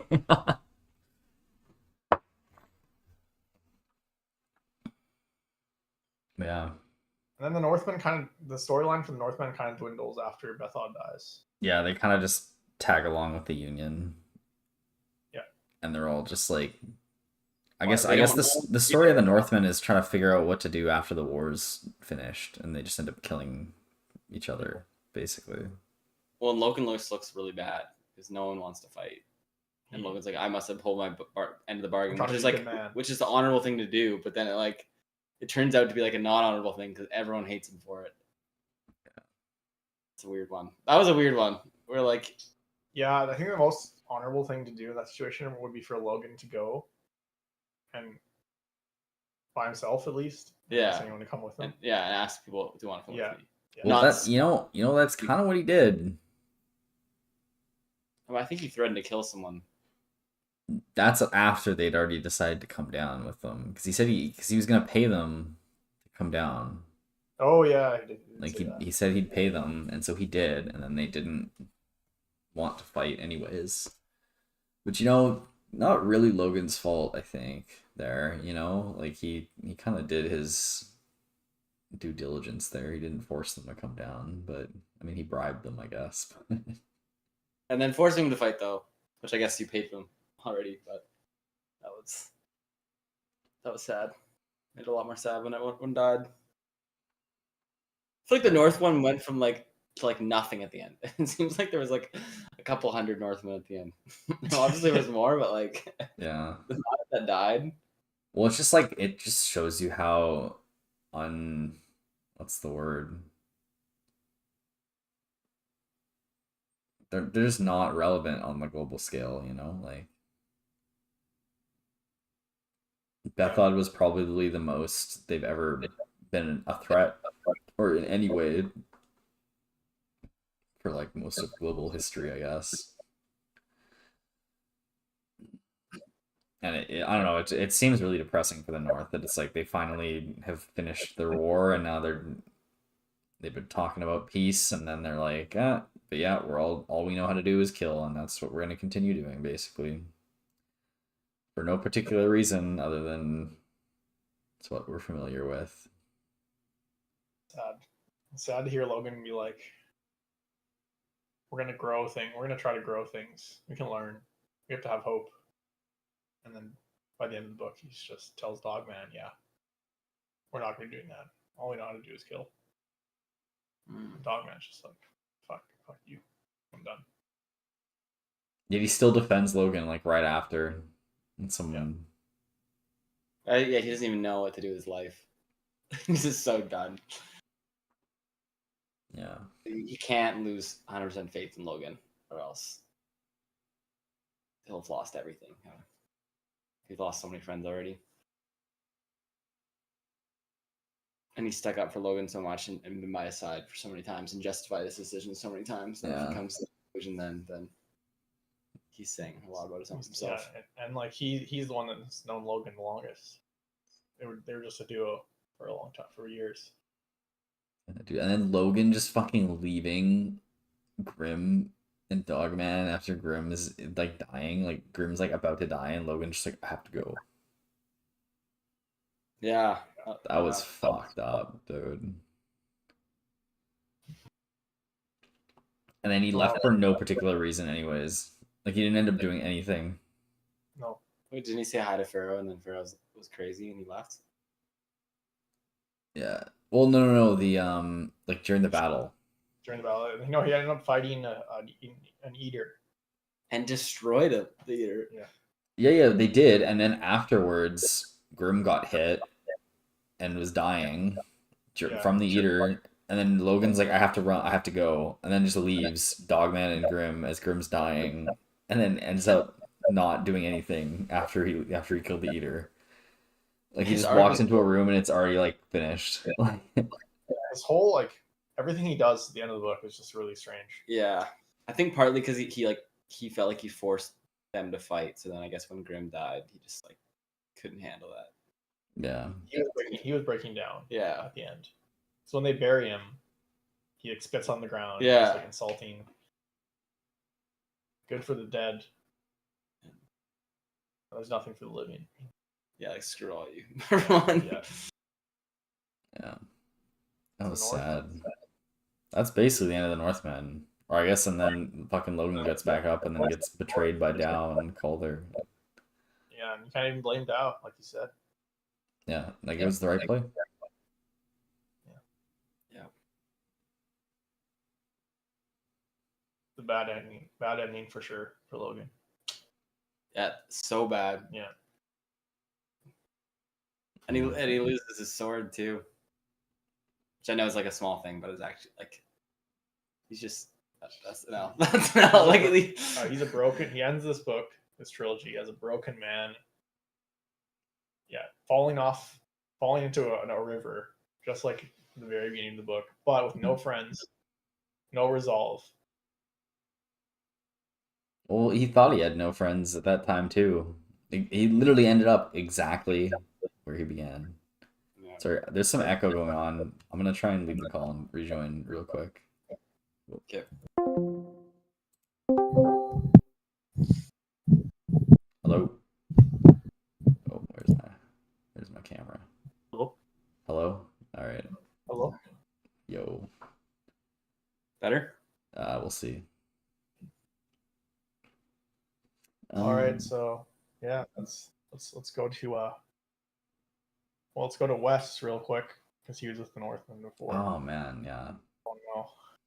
Oh no. Where do you even start? West is so sad. I mean, what an absolute legend of a dude. Yeah, Other, you were other rooting than for him the whole time. This whole book. yeah. And he gets killed by a disease. Yeah. West was probably like the least fucked up of everyone. Yeah, he's probably the most honorable character, probably. I'm thinking. It's That, like, and we're saying this, and this is a guy who like hit his sister. Yeah, like, his sister and like I said I defended him then, though, because he's like of the main. He's not even main character of like notable characters. Oh, he's a main character in book 3 for Yeah, he's a main sure. yeah. He just wasn't earlier. Yeah. He now is for sure. Of the main characters, he's the most honorable, but he's also a very flawed person. Yeah. As a student in this book. Well, hitting Artie was a big flaw. Yeah, and the Cathol was pretty sus.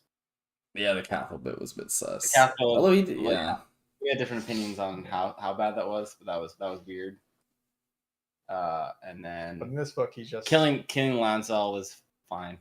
Yeah. Killing Ladisla was fucking For this book, it was like that's a very reasonable thing to do in terms of Dude, this. you're rooting for him there. Yeah. And in this book, he just does army stuff, so it's Yeah, like, he just very honorable. yeah. Well, he's very dedicated to keeping his deal with the Northmen and saving them, and immediately charges risking their position and their lives to honor that deal. Yeah. And then he rushes back and again does the exact same thing. And rushes in, like risking his troops more. Yeah. Like, Gets injured himself. Yeah. Survives, and then Joe Abercrombie won't let us have a good ending for him. Yeah. Gets killed. He's like, yeah, Baez's curse has to fucking hit him and make all his teeth fall out and become old. Dude, it was so depressing when he's talking to Glokta and like he's talking about how terrible it is, and Glokta's like, yeah, bro, I've been there. I am there. What is happening there? Did you think that? I thought Glokta was gonna kill him. West? What? Yeah. Oh, why? Wait, why? Because he's like, oh, I'm sorry, I have to do this. I thought he said that like right before they started talking. Like, I don't think it was anything like oh, killing Glokta's him. gonna die. No, Okay, I did not get that at all. That's No, good. I don't I'm think so. glad. He was actually very upset. Okay, I got that he was upset at the end, Yeah. but I thought at the beginning he was going to West and like concluded that West had to die. Oh god, no. I was like, man, No, Glokta. oh my god, Glokta killed West at the end of the book. Dude. I thought that was gonna happen, but then it was evident that he was gonna die on his own accord.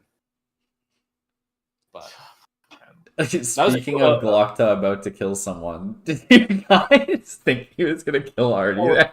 Oh yeah, dude, that was good. Ah. He's like, oh man, he's like in his pocket. He's got his hand in his pocket, and he's twinkling with the metal, scared about what he had to do, and it's like, and then he takes it out and shoves it into her, and she jumps back in fear, and it's like, and he's like, "Will you marry me?" And it's like, what the fuck? He just like he described it exactly like he was about to pull a knife on her, but it was the wedding ring. That was so good, man. That was really good. It had me right up until that moment. Yeah. I didn't see it coming at It all. was really good, yeah. That would have broken me, man. That would have been so bad. Dude. That would have been the most savage. Glokta kills West and Artie. Yeah. Oh my god. Oh my, yeah. That would have been the most savage part of the whole book, I think. Absolutely would have been probably. That's why I was terrified. In Yeah. that part. I was like, oh no. Oh, And you no. know, like I didn't think he like actually any other book, you're like calling his bluff the whole time. but like what's happened in this book, you're like, fuck, you know, Yeah. like he could actually do it. Yeah, it actually could happen. Yeah.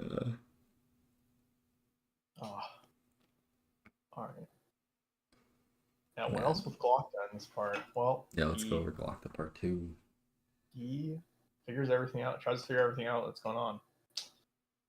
Figures it all out way too late though, but yeah, does actually figure it out. Severard and Frost, man. Big sadness. Both of them. Yeah, you can kind of. I don't know. Severard was always a little shifty. Though, He was, whenever he yeah. talked. Yeah. I didn't. Sorry, he said like when he said I thought it was Severard, but I didn't understand when he said this person's already screwed me over for money before. When did Severard screw him over for money before? Well, with Pharaoh, I guess he's talking about. Was he? I feel like Severard might I have. don't think- Sorry, when are you referring to this? He just says like, "Oh, I know one person who gave me up to save his own skin before." Yeah. I don't think it was for money, but I think he was talking about that Pharaoh moment where he's like, Pharaoh's asking him, like, Oh, yes. Yeah. Yeah.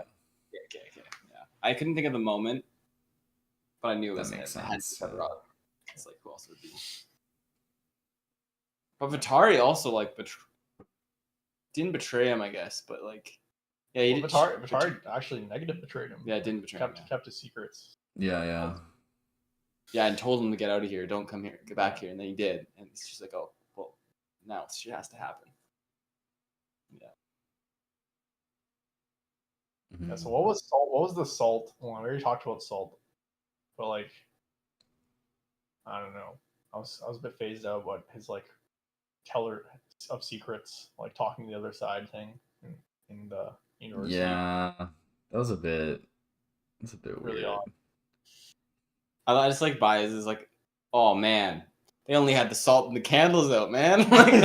like they're on level 1. I'm on level 100. Yeah, that's baby shit. Yeah. Amateurs. Yeah. Yeah, it makes sense though. Like they're like, it's like thinking they're on like the most hardcore stuff, but like bias has been around for thousands of years. He's like, yo, you guys are literally Like, don't. You guys even know magic You existed. Bro, you didn't even dip the metal in the salt water, bro. You Yeah. don't know what's going on. Exactly. Yeah. You got the pure salt out. Yeah, and I like when he Koska like sends a throwing knife into that guy who's doing the chanting, and everyone's like, "Oh fuck, what's gonna happen?" And then Glock's like, "Here comes, the portal to hell's gonna Yeah. open," and nothing happens. They're like, Yeah. "We're That's chilling, good. we're chilling." Yeah.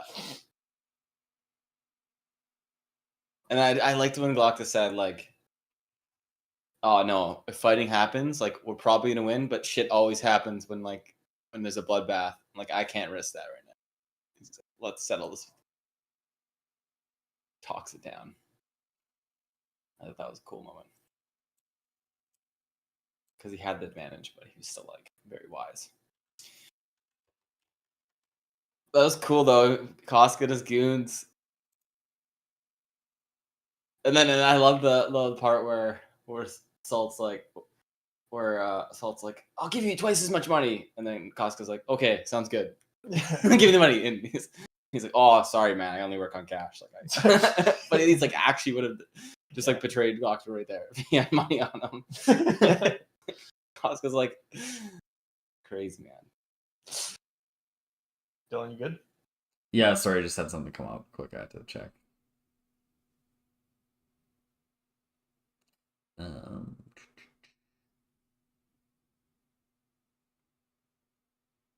Valent and Bulk.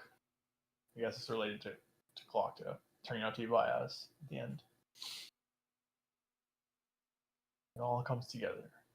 Yeah, I'm very happy that Glockta, and I knew that conversation between Glockta and Bias was going to be really great, and it was. Oh yeah, awesome. Yeah. That conversation needed to happen.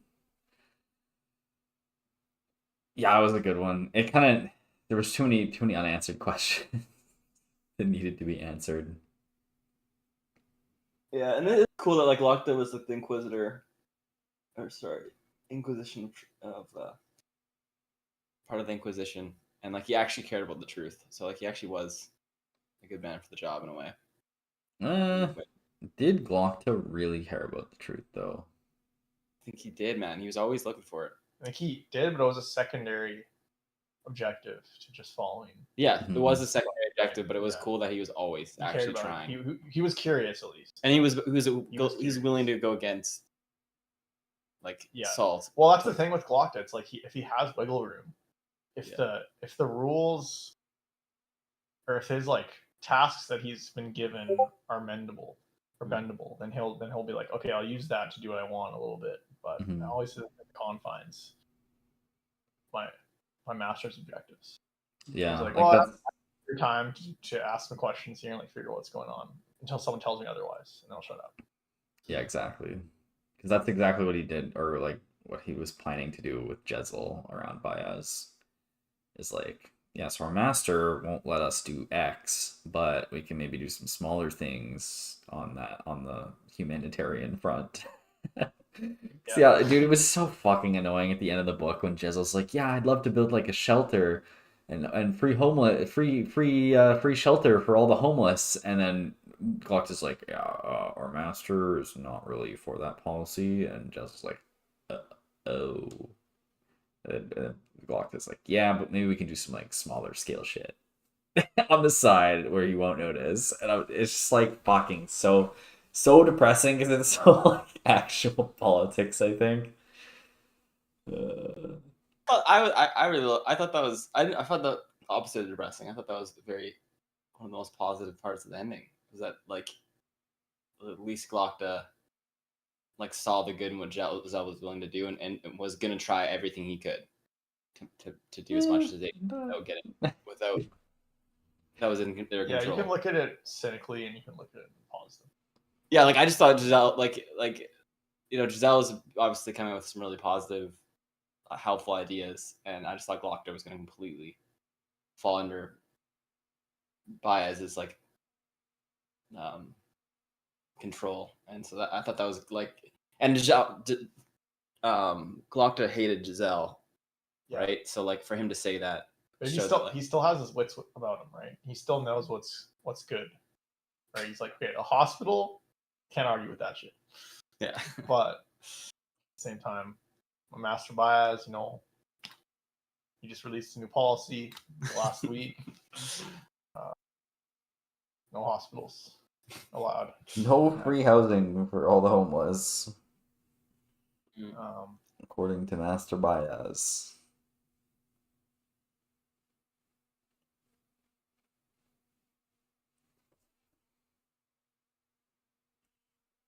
Motivators. They both could be better people, but Giselle's motivated by fear. Glock is motivated by just having Master being controlled. Yeah, which is also fear, I think, maybe. I think it's fear too. I don't think either of them are really motivated by like money or power. No. Yeah, the two most powerful people in the whole union aren't motivated by power is kind of interesting. Oh, sorry, the two second most powerful people in the union. Next to Baez. Baez is all about power. 100%. But yeah, it's like Jezzel didn't want it. Like he specifically didn't want it. I mean, he ended up convincing himself he did right before, like as it was happening. But he knew all along. He's good at gaslighting himself. Yeah, but Jezzel is very good at gaslighting himself. Like with Tizelle, he's like, "Oh man, she just misses home." With Perez, oh my god, yeah. It's just like, bro, it's so funny because you see, or not funny, but depressing. It's like you see that shit happen. It's like, oh man, that was brutal. That was pretty brutal. The whole sequence with Therese and Glockta. Dude. That was so bad. Therese was like such a savage though, man. She was such an asshole, but also like pretty fucked up position for her to be in. I feel like that was like the best I've ever seen of Giselle. Almost was like in those moments alone with her.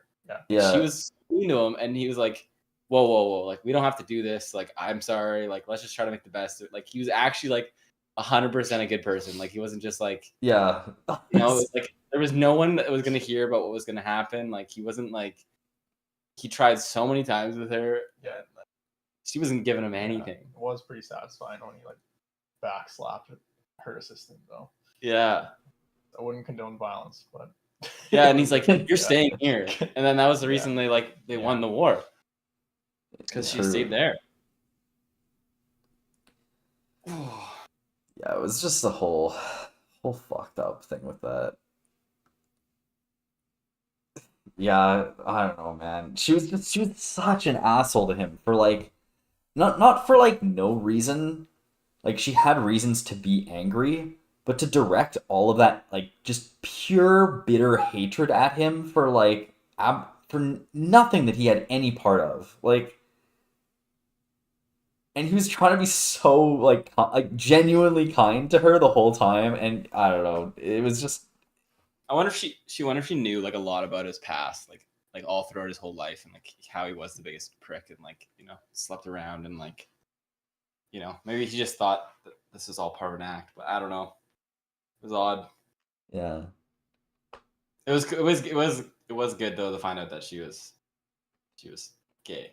That made things a little more like a little more reasonable. Yeah.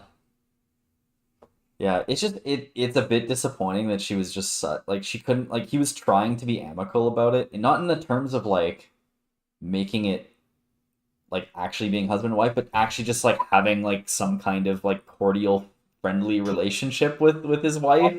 A little bit. It's like, yeah, I don't know, just it was not great. Also, did not deserve the shit that she had to go through though. Like Jesus fuck. Yeah, But, that was fucked.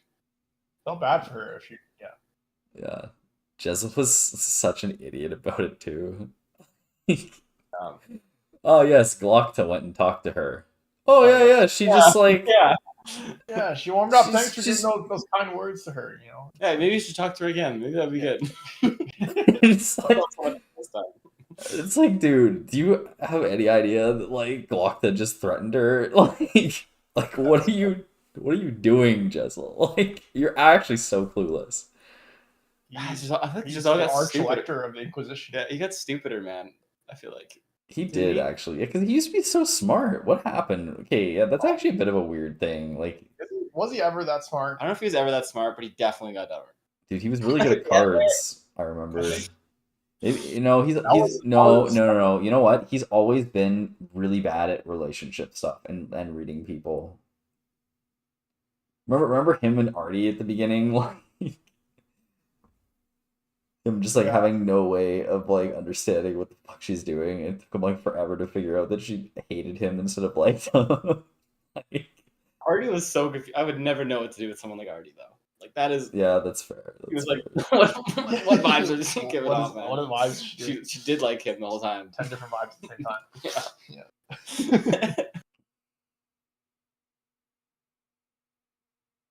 Yeah.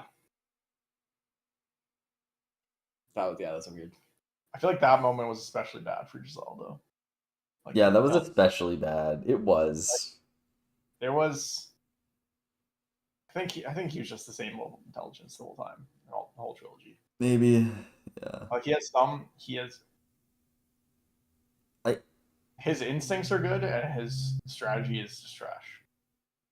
Yeah, I want to say at least maybe a slight degree he kind of became like the bumbling, kind-hearted idiot stereotype near the end of the book. Yeah, he was on the verge of that. Yeah, At least. Yeah, and like him fighting Bias at the end, that was pretty stupid. Like he learned that lesson like how many times that he couldn't mess Bias. Bias was all powerful. Like I think he's just like he said so much crazy shit happened to him in the past few months. And he's just like he's just lost. He's just losing it. It's understandable. Yeah, especially after Baez just fucking killed like half of like the people he's responsible for, and like he's like the whole time like Jezel's whole struggle with the whole siege and everything is that like he's responsible for all these people and just like the utter horror that they're dying for him. Yeah, I And, just thought and it was then like and then the fact that it's all Baez and Baez, it's pretty much all Baez's fault, and he like Baez is the cause of not only West dying, but like half of his citizens getting killed by this curse after the battle. And like, I mean, fair enough, getting fucking pissed at Baez. of course he's gonna get pissed. I just thought it was for dramatic effect, obviously. It didn't to be interesting in it. Yeah. Like He's the extent of that anger, like in the words he said, like he could have made that point a bit. I don't know. It was just he's passionate. He's passionate. yeah, About everything. very clueless, very passionate. Yeah, very cool. So very passionate. That was a very sad moment with the closed council, like pausing the open council, and like setting like very heavy taxes and like just completely destroying all marks of democracy. Even though it was Not, that was yeah.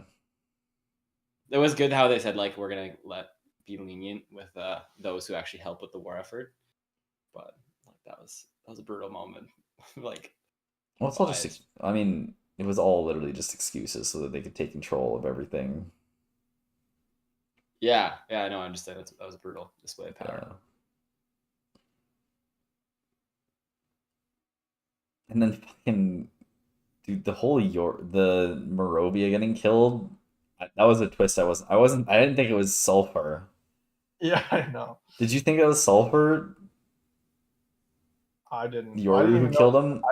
Like Sulfur was in the picture until it was explained at the end. Yeah, I didn't know what the fuck what was going on there. Yeah. Dude, I kept waiting for Morovia to like eat Jezel. But it just never happened, and then he just like comes out and he's actually Baez's side. Something I didn't realize until we talk about this now is that I think the reason that Yoru killed Morovia was because Morovia was in the way of Baez. He wasn't under his thumb. He was part of the old council, and he just killed him. Yeah, and he was a Democrat. Yeah, he was a Democrat. Morovia was a homie. He was like,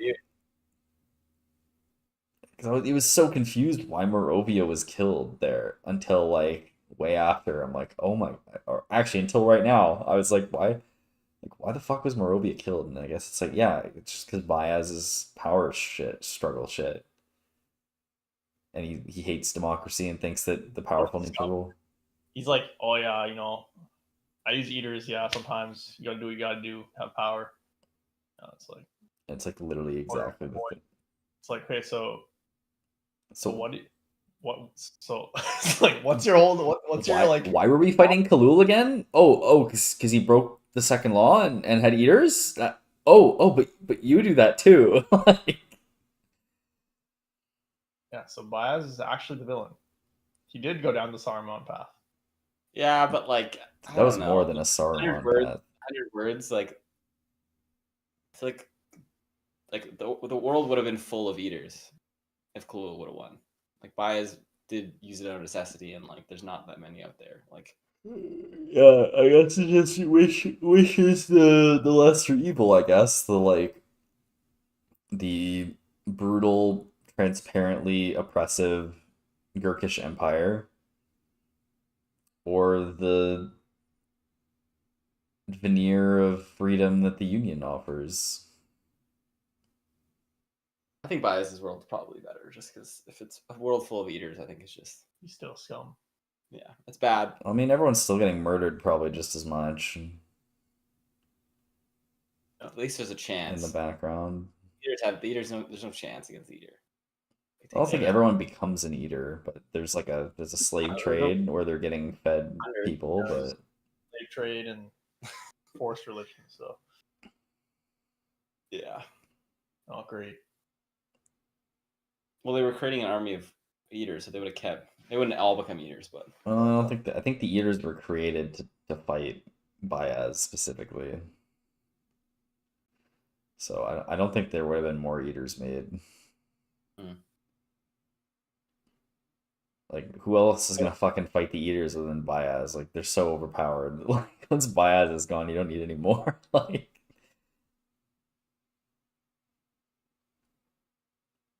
bit depresso there. Is there anything Very else? depressive. Well, Giselle. Well, we had that moment where just every time Giselle thinks he does something cool, right? And you think he does something cool, it's just immediately just shit on by everyone else. So like he gives that speech to the people waiting before they fight the Gurkish, and then they just like all get slaughtered, and he's like, I just caused thousands of deaths. And then he attacks that, like, the Arno's wall gets broken open, and then he's on the front line, and he charges, and he's like, Baez, charge the Arno's wall, and he's like, you're so stupid, man, like you're actually an idiot. And he's like, oh, damn. Dude, that was actually the most badass shit that he did there. Like, hell yeah, brother. No one else there. Like, Jezzel has a sense of fucking of what needs to be done, you know? Like, that was very stupid. Can't be doing that. It was very stupid, but you like him more. I loved him for that. I was like, hell yeah, that's the right play. Yeah, he's like, it's like, but the warrior kings of old that you told me about, that was a fucking lie. Herod was a fucking coward. Like, those are all, I just made stories up of them. They were just fucking losers. That's like, yeah, like literally all the history is just rewritten by Baez. Like, oh man. So like, it's weird though. What Baez is his only motivation to have power. He has no notoriety. Nobody knows who he is. Yeah. I think he just wants to be the most all-powerful fucking... He controls everything, and that's it. That's his only thing. Yeah. Yeah, it's like, a fucking dude, when he said, it's like, when it was like, oh yeah, Baez is Valiant and Belk, the fucking bank. It's like, oh, of course the thing with the guy, or the entity that has infinite money is the fucking immortal wizard. Like, of course, bro. Like, who else is it gonna be? Like, oh, man. What else we gotta talk about? Pharaoh. We gotta talk about Pharaoh. Dude, Pharaoh was sad. She kept like almost getting out of the vengeance thing, but then she was just too stubborn about it, and then she just kept getting pulled back. Pretty sad ending for her, I thought. Like, I remember when I was first thinking about the endings, I'm like, Pharaoh kind of got the best ending of anyone. But from like a psychological perspective, definitely not. Like, she got exactly what she wanted, was she got the power to go grab her vengeance. But that's not what she needed. It's like, her life's complete miserable. She's so miserable. It's like she's like addicted to drugs, basically. She's like a drug addict. She's addicted to killing. Yeah, and she even admits, like, the more frequently I kill, the less satisfying it is. Yeah. The less vengeance occupies my thoughts. Yeah, she is basically. It's a good comparison there, I think.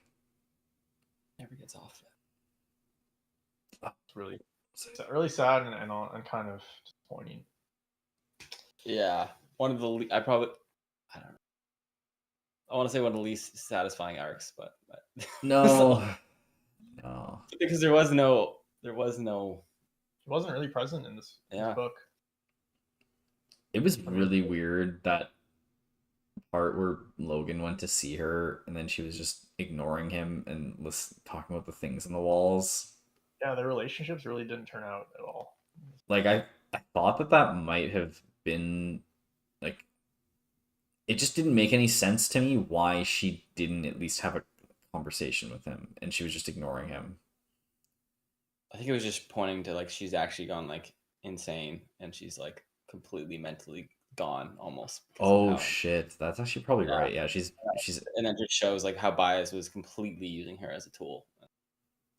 SARS now. Dude, that's even more sad than I thought it was. Well, yeah, it shows that. She was completely crippled by, like, her, like... And the rest of the book is her her own thoughts. Right? Yeah. Oh, fuck. Well, she had God. one conversation with Baez, right? But I guess it was pretty brief. Oh shit! Yeah, I didn't like. 'Cause she seemed sane in her head, at least. Yeah. Did she even But I acknowledge? guess, I guess that, I guess that, like you said that. Sorry. She didn't even acknowledge Logan in the end, though. No. Well, she thought she acknowledged she was there, and then just immediately went back to like, "Do you hear that in the walls?" Yeah. Fuck, yeah. I didn't get that actually, but you're so right that that was showing that she's gone fucking insane. But that's even so much more depressing because like we see her internal thoughts and she seemed so sane, and then we get the outside perspective from Logan and she's like bonkers. And Oh, dude. he takes it in the worst way too. Like, Yeah. Oh he seems man, like a that's even person more in- depressing than I thought it was. Fuck. Yeah. That's how I saw it. Fuck. That Baez just like completely used her as a tool. Damn, dude. Logan and Pharaoh came to nothing. Wasn't even touched on in this book. And then the whole time they're like apart, they're just like thinking of like the time they could have spent together, but they're both so shit at talking about their feelings that like they just ignore it. They left each other and then they don't talk when they reunite. It's like, yeah, fuck. And then Rizal and Artie just fades into nothing as well. In part 2. They never interact again.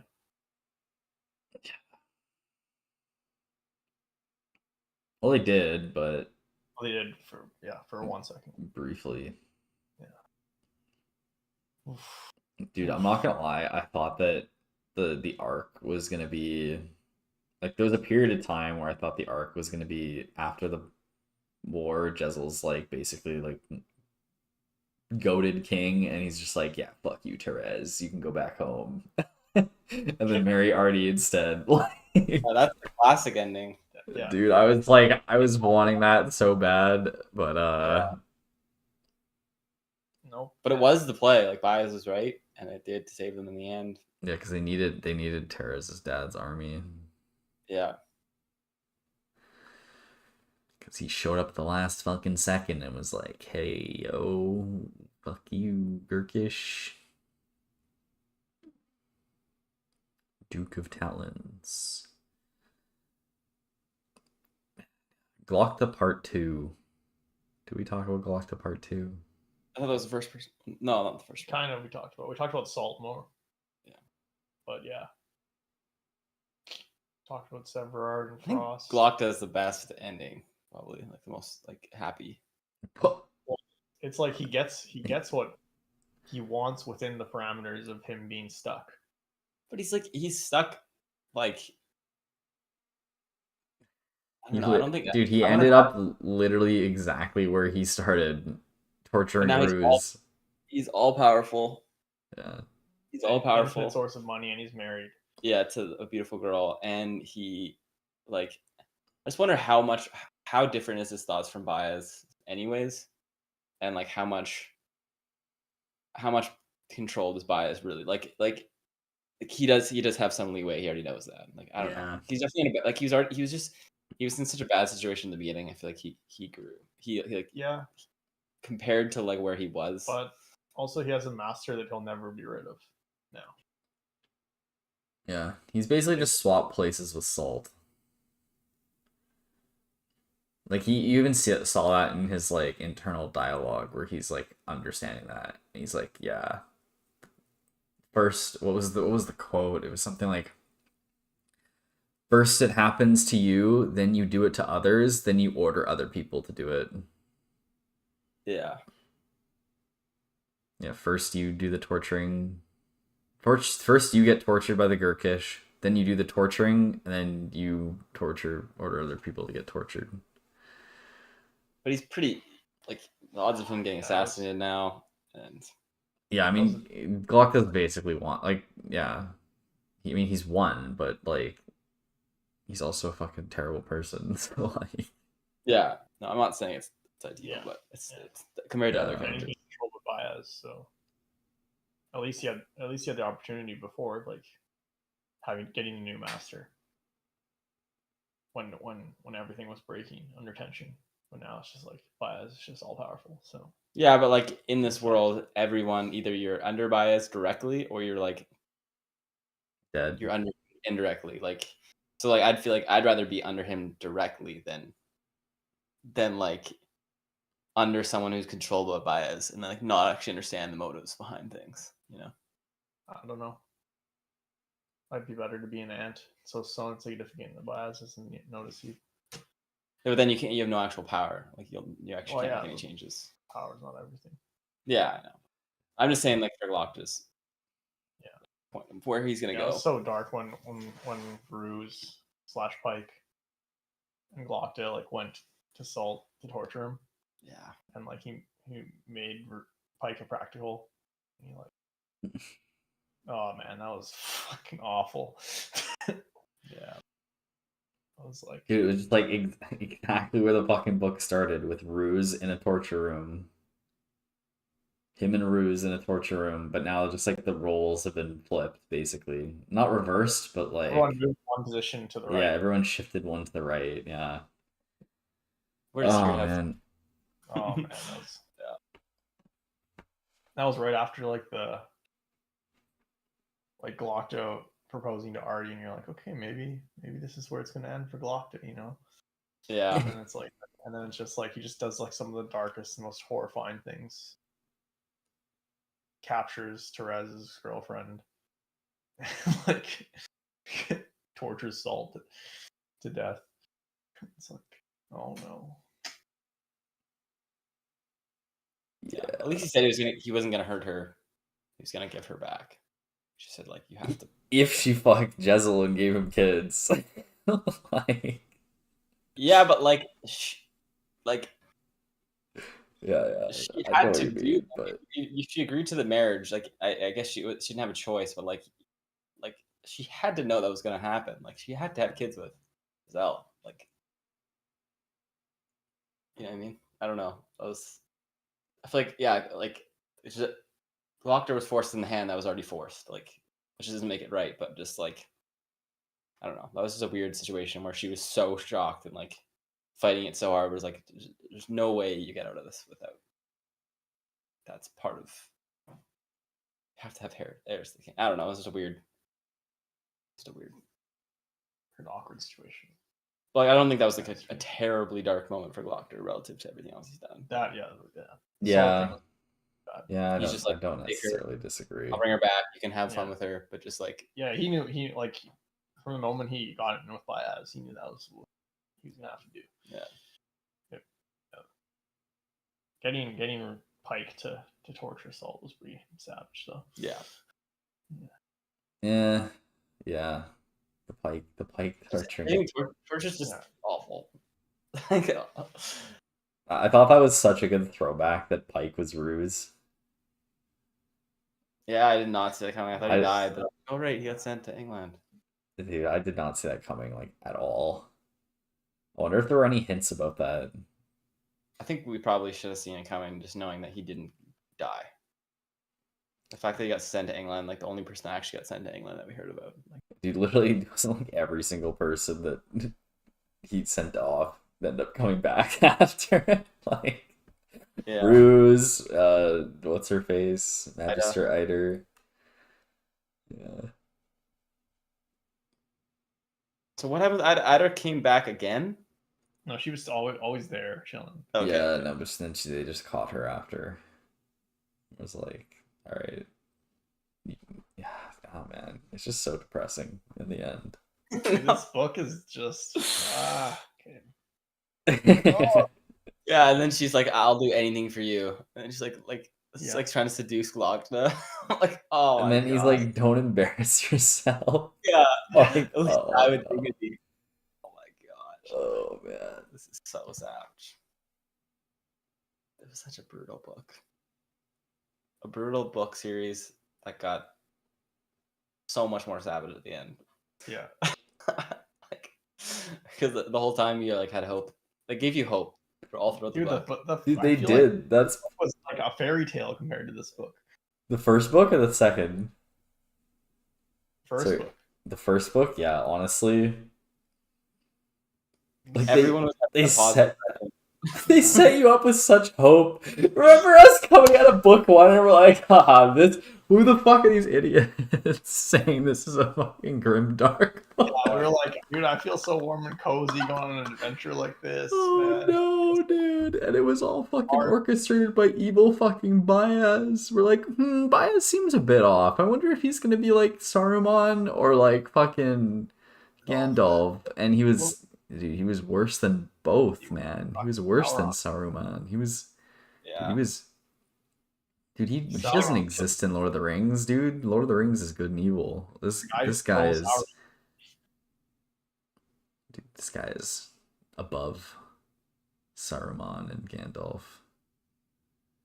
He's like, I guess he is kind of like Sauron. Baez is Sauron. Oh no, dude. Dude, that's like some really bad like article headline. clickbait. Yeah. 10 reasons why Baez is the same as Sauron. Yeah. Jesus. Reasons you missed. Yeah, 10 reasons you missed why Baez is Sauron. My god. It's true.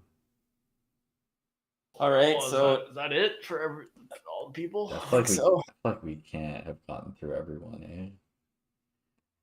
It was on the back of the book. The King of the Union, Jezal Dan Luthar. The first of the Go Baez. Only the first of the Magi has a plan to save the world, but there are risks. Oh yeah. Oh man.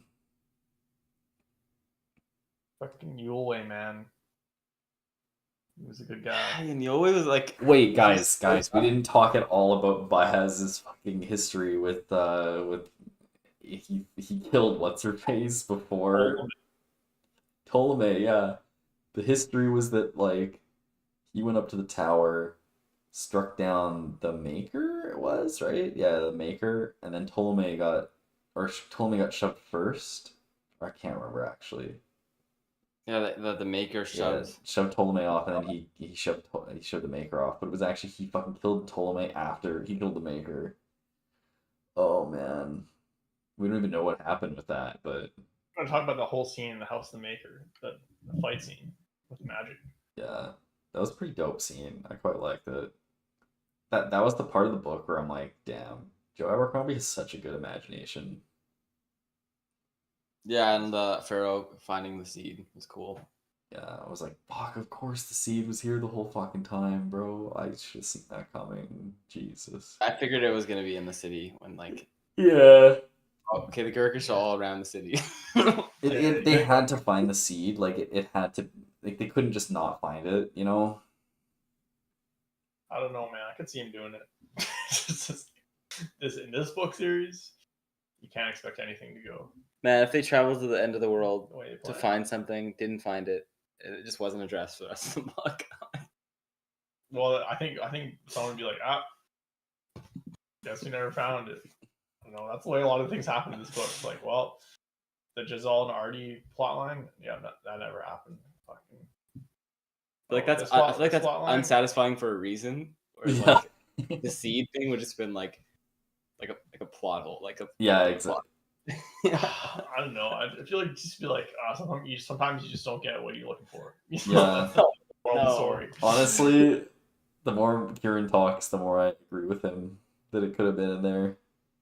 Because, like, dude, you just watched me, the guy who hates plot holes and, like, stuff, just rationalize why Bethod and Khalul weren't in the book. No, I think your rationalization makes sense though. I think it's really rational. I know, but also like Kieran just made a rational argument that I can't really say I disagree with, as that's like one of the lessons that he could have put in the book. It would have been addressed. It just would have been the fact that like, well, the city's gonna get overrun now, and everyone's gonna die. But Baez, he'll make it out okay. Still his plan. Yeah, well, there would have been no way to defeat the Eaters. It is still a very weird plot line though, that they went to the edge of the world. It is really weird, but it's Fine, weird see. in a good way, I think. Like there all along. Like that is really weird on its own. Yeah, it's just a character building exercise. Yeah. Yeah, it was absolutely just a character building exercise. Team building event with Baez. The building up of Baez, dude. It was the Baez fucking book. All right. Yeah, and Yolway was sus to Baez multiple times. Yeah, Yolway is. Yolway was. I can't decide if Yolway is like smart and a good guy, or dumb and a good guy. That's a good point. Dude, when Baez like straight up lies to him and he's like, he just trusts him, and then Pharaoh's listening and he's like, that's what fucking liars say, trust me. He's fucking, and yeah. Pharaoh knows the liars, but dude, Yolway just trusting him and believing him. I feel like at that point it's kind of like some cross fallacy, you know? Like, you, no matter what the fuck Baez said, Yolway would have just believed him. And been like, yeah. Much into this. Yeah. I guess Mamoon did not lie to me. Or did lie to me. Or Khalul, whatever, whoever it was. He's in so deep. Yeah, Trock. I like it. Yeah, I like how Baez was like that though. That was like Pharaoh's like, what happened to Yolway? He's like, you know what happened to him. Yeah. That was a cold line, bro. That was cold. Yeah. Baez got so cold at the end. Dude, he just revealed like all of his fucked up like you'd seen like the little glimpses of it and you're like, oh, maybe Baez is like a bit fucked up. It's like, oh god, no, put it away. Full force of Baez's fuckery revealed in this book. Yeah. It's just I did like how Yolway just tell me one thing, Baez. Like, come on, yo, did that actually happen, man? Like, And Baez is like, bro, I told you once, told you 100 times. Bro. Yeah. I didn't do it, bro. I didn't do it. I promise I didn't kill Ptolemy. Like, and then dude, Yolway's just like sly comment at the end. We're just like, oh, I thought I saw Ptolemy fall after. Yeah. But it must have just been, I must have just had like a headache or something. It's like, bro, what do you mean, brother? Yeah. But, it was so, because like I remember early on in the books, I was thinking, oh, it's kind of cool how Baez is kind of like he's the guide dude, but he's also just as fucked up as like everyone else. He's got like that dark backstory where he's like he's troubled. Like Baez is a troubled guy. Then you're like, oh god, no. Like in book 3, you're like, Jesus Christ, Baez. Yeah, he falls for the daughter of the maker. You're like, okay, like that's a pretty bad move, but you know, like shit happen, like things happen with girls, you know, like Jesus. and then killed the maker, killed Jubins, broke all the laws, screwed Pharaoh over. It's weird. It's like at the end of the book, you just like, it's like, wait, you just broke the law, bro. You broke the second and the first law. He's like, what are you gonna do about it? Yeah, who's gonna put me on trial? Who's gonna put me on trial for breaking the first and the second law? Not anyone. Like he goes like over all the Magi that are just like chilling in their own corners of the world. I'm no fucking. He's just like, yeah. Oh man, just Baez just like he's all about the power. And now you see all those interactions with those people that were made out to be all the other Magi that were made out to be like bad people. They're all like all warnings. That Baez was awful, obviously. Yeah. Telling Pharaoh to run and just keep running. The first of the Magi. Man. Why didn't Ptolemy kill Baez though when she had a chance? When? In the cart. Because she needed the seed, I think. She was corrupted at that point too. She hated Baez, but she also needed to get the seed. Opened the portal between the other side. Yeah, she was following him to try and get the seed. Mm. Yeah, because like she was I think she got resurrected so she could grab the seed, right? The one visiting Glocta. Where's the sea? Yeah.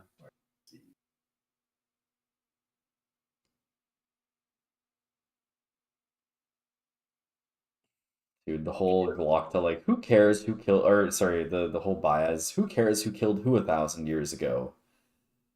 Like, quote, came up multiple times, and Pharaoh's like, yeah, that's true, and Yeah, someone else said that too, and he said, "I'm thinking the exact same thing." Or Yeah, something. Pharaoh said that. Yeah.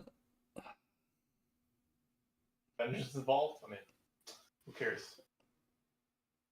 Dude, I really want to see a live action adaptation of this series. I want to see it just so I can see more people talk about like how nothing goes to plan. Yeah. Bro, can you believe that? Yeah, there would be outrage if like the ending of the whole series is just Logan falling off a cliff again. Like that would just be so bad, man. It would be so good though, dude. Oh my god.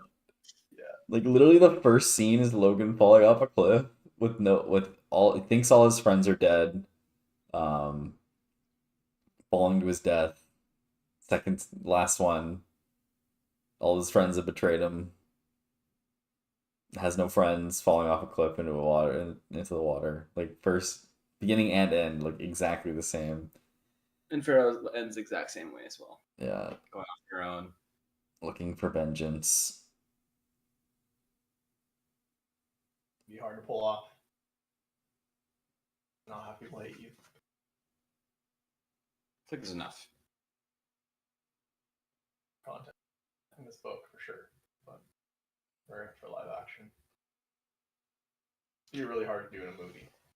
You need like, I think you need like 8 seasons of just, and have the last 3 seasons just be like absolute depression.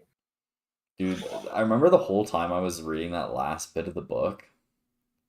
It's like if you had that as a TV series, it would feel so weird. It's like the battle with the Gurkish probably ends on like episode like 5. And then you have like another 5 episodes of the last season where it's just all the aftermath of the battle and just So much. There's so much after all the big events that you thought would end the book. Which is good, because I always like that. Those parts after like the big events are always super interesting. Yeah. And they were a little bit rushed sometimes. Yeah. And they usually very rushed. So that was yeah. that was I actually did really appreciate how long the falling action was for this because it was almost a fake falling action the whole time. Like it was the big battle, right? The big battle was not what the actual climax. It was like a faked out climax because you didn't even know what the book was about until like Baez is like the fucking orchestrator of the whole thing, and the book isn't even about all these fucking wars there. I mean, it is, but like it's peripheral to the whole fucking theme that Baez is just like controlling everything behind the scenes, and then he just wins and walks off. Crazy. At least Logan I like it. tells Baez to fuck off. That was good. True, dude. Logan should just fucking tried to kill him right there. Not that it would have worked, but Logan's that's pretty the OP. thing. That's the thing. Who the fuck is? Logan is so much stronger than I thought he was gonna be. Yeah, that's true. Right? He is really OP. He's like incredible. Like, did you think him and Pharaoh could have killed Baez together if they teamed up? I don't know. I Dude, think if this was a good book, like the hero's journey, it's Logan and Pharaoh like figure out their differences, work together to defeat Baez after like he was the one that brought them together in the first place. That would be the good ending that we missed. No, all 4 of them team up. Yeah, exactly. They all team up to take down the evil wizard. Yeah. Everybody come in. Yeah, bring it in. The fear does the final stroke. Dude, just imagine the alternate history if instead of Logan leaving and having that awkward conversation with Pharaoh to go back up north, they both like decided to do something together. I think Baez was very vulnerable, like before the seed thing happened. I think after the seed thing happened, he became Oh yeah, all yeah. powerful. Pretty Like much, yeah. like the remnant's power was there that like there was no he had no fear of anyone ever like that after that. But I think like before that happened with the seed, like I think Logan and Pharaoh could have beat him probably, yeah. Maybe he was But you gotta pretty. think like in the second book, like he attacked those like bandits, and there was like wasn't there, like 15 of them, and he like almost and then he was dead for like like for like Yeah. half the book. I mean, yes, but he also instantly incinerated like 10 people. Like Yeah, but at like this, like you went like this, and like 10 people were just dead instantly. yeah, but it's 10 people, and then he was all like gone for like half the book. He wasn't all. He wasn't And all like powerful, but like he has like that instant ability to just kill you. yeah, they'd have to be like 2 different waves. Yeah. Pharaoh would have to be in one wave, and Logan on another. Yeah. All right, well it's getting pretty late. Yeah. Do we have highs and lows? I think. Oh man, highs and lows for the book. I mean, I feel like my low has to be the lack of explanation around Bethod's like periphery stuff. Like I'm okay with Bethod himself being kind of like aired in mystery, but like Koreb, where the fuck she came from, what her deal is, the witch, um, all the shit with the Shanka, like why they needed the Eastern people to be there as well. It just seemed like a side thing that made no sense. And then like where the fuck, like having some backstory on like where where he got the fearless from and stuff would have been nice too. But like, yeah, that's my low. I wonder if like yeah, like there was a point.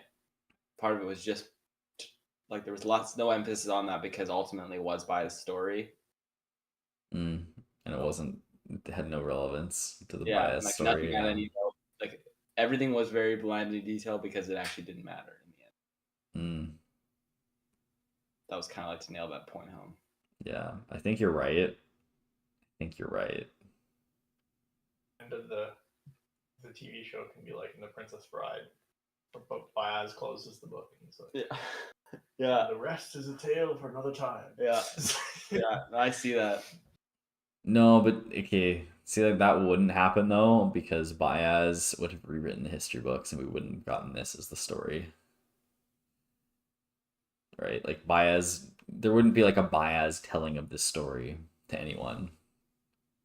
Baez in the story. Sorry? Probably wouldn't even be Baez in the story. Yeah, exactly.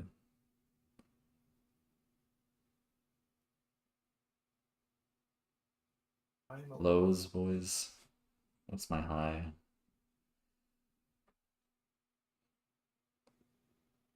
Dude, even the book's title was a bit of a... I mean, if you knew the quote, then you probably knew what it was about. But like, I remember I was talking with Saoirse about the title, and we're both like, "Yeah, fuck the Kings. It's gonna be like the end of the Kings, and that's gonna be." And that's absolutely not the fuck what it was about, like at all. It's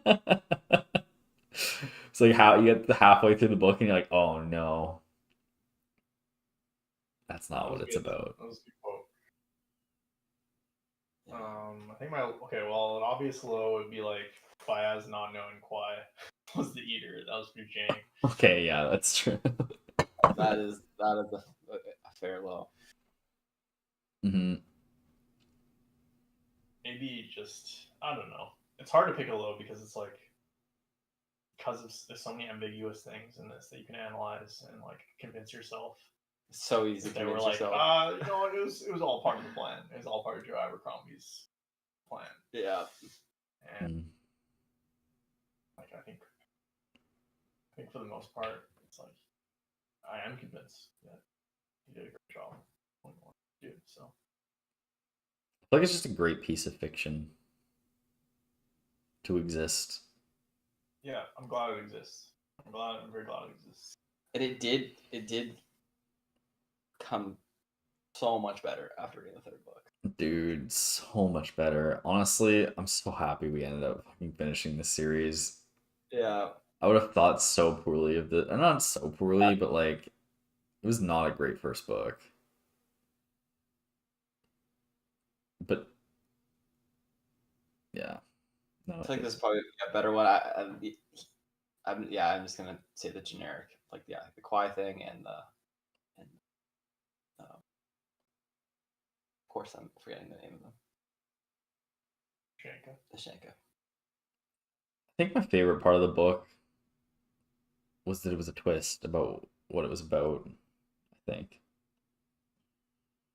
like, you thought it was a battle. I don't even know what you thought it was.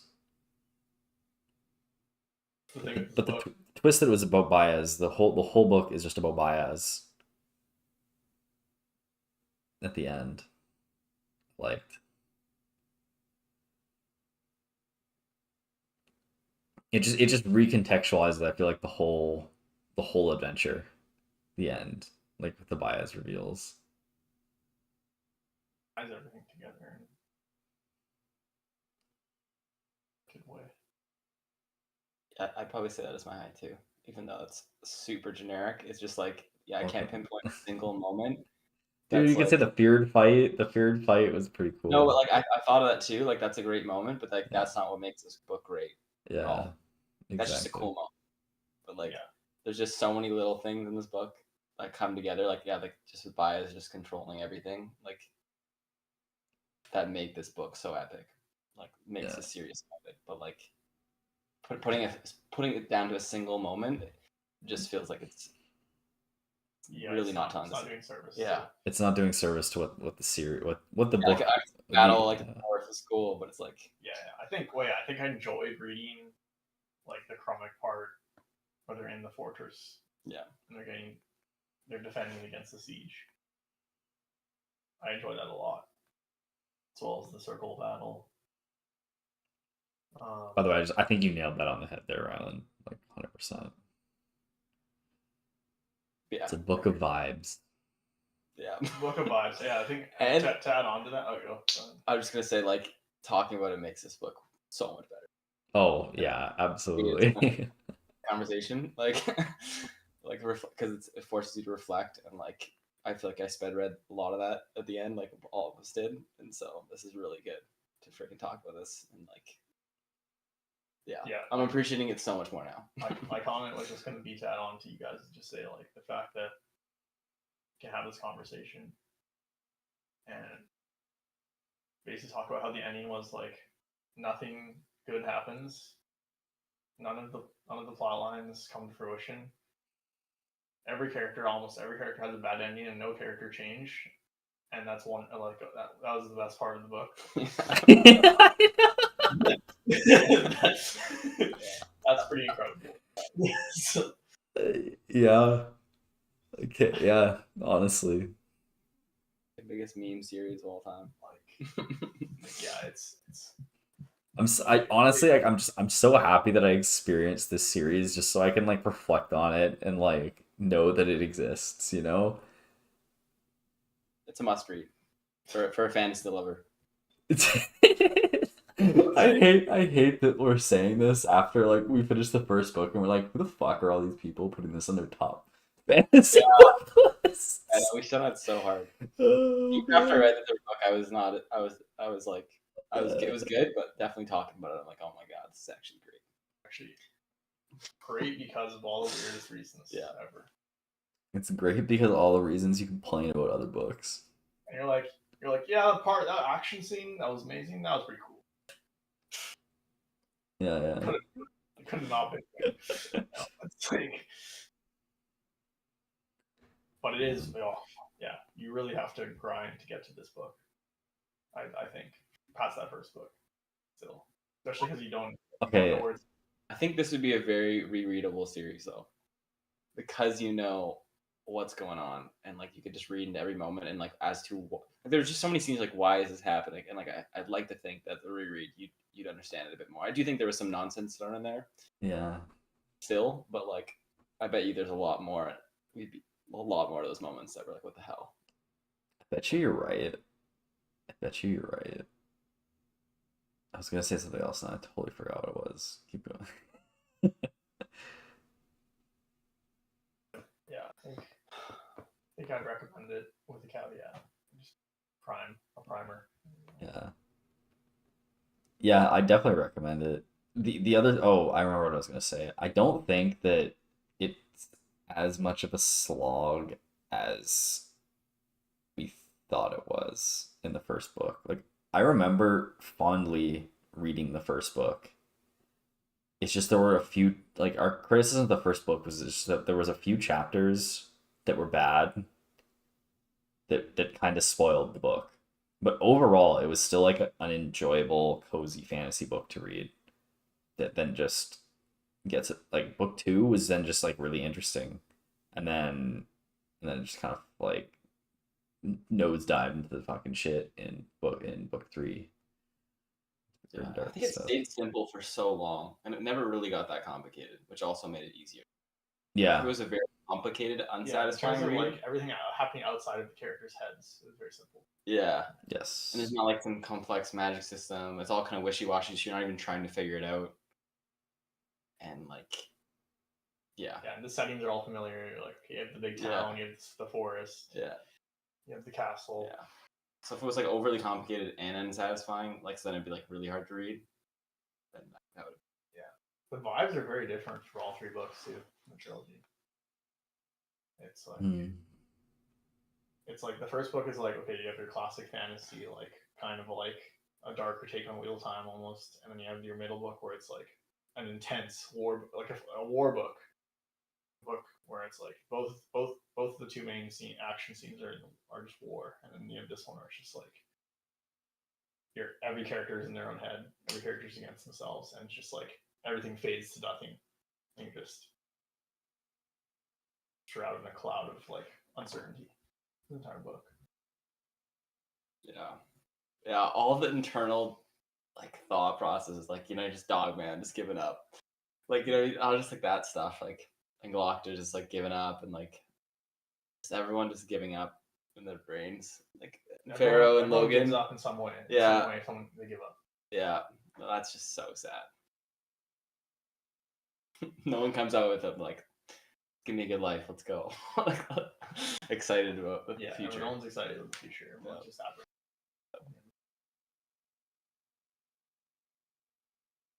All right, so Wow. All right, that's it. what a series. I think we're moving on. I think we know where we're moving on to. Born. Are we doing it? Spawn Dylan? Era 2. It's up to you guys. That's my pick. I said Kieran's pick. doing it. So All right. Nice, where it goes. I've heard it's not as good as the first trilogy. It's a very Yeah. different I'll have to ask my mom. She's finished it now, I think. yeah, you guys are good with it. Then we'll do Wax and Wayne. The four It's books. Wayne, baby. It's Born Era 2 by Brandon Sanderson. I'm excited to read like a recent Brandon Sanderson book. Because what was the Lost Metal yeah was the 4th one. came out like?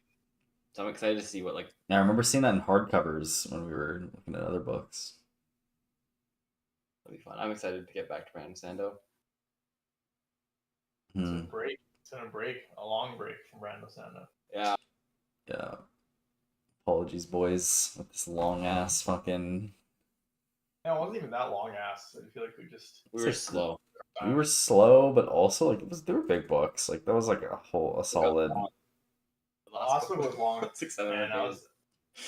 was like, 670 pages or some shit. Yeah. Doesn't even seem that long, but like I guess comparatively to First book like the first 2 books are not nearly as long as this. no, yeah. we also flew by Yeah, this it's- book. We're like okay, the first half we'll do in 2 weeks, and then I was like, and then okay, the next half for next week. Yeah, dude, we read this whole book in 3 weeks, eh? Yeah. That's not bad, actually. I guess we got through it. Dude, I feel like these last few months are like, I don't know, since we started reading this book, it just all felt like a blur kind of, but also like so long at the same time. But our consistency's been awful. So, Yeah. but I don't know. I'm down to just keep trying. If we, yeah, we just got to be communicative of what we can and cannot do, and if we have to delay, then It'll be shorter books too. yeah, it'll be shorter books. All right. Well, we'll see you guys. We'll leave the podcast off at that. I think. Thanks for watching. Books on Tap. We'll be with you next time at some point in the future. Hopefully next Wednesday, but you never know at this point. Surprise you. Yeah, we'll surprise you. Peace. There it goes.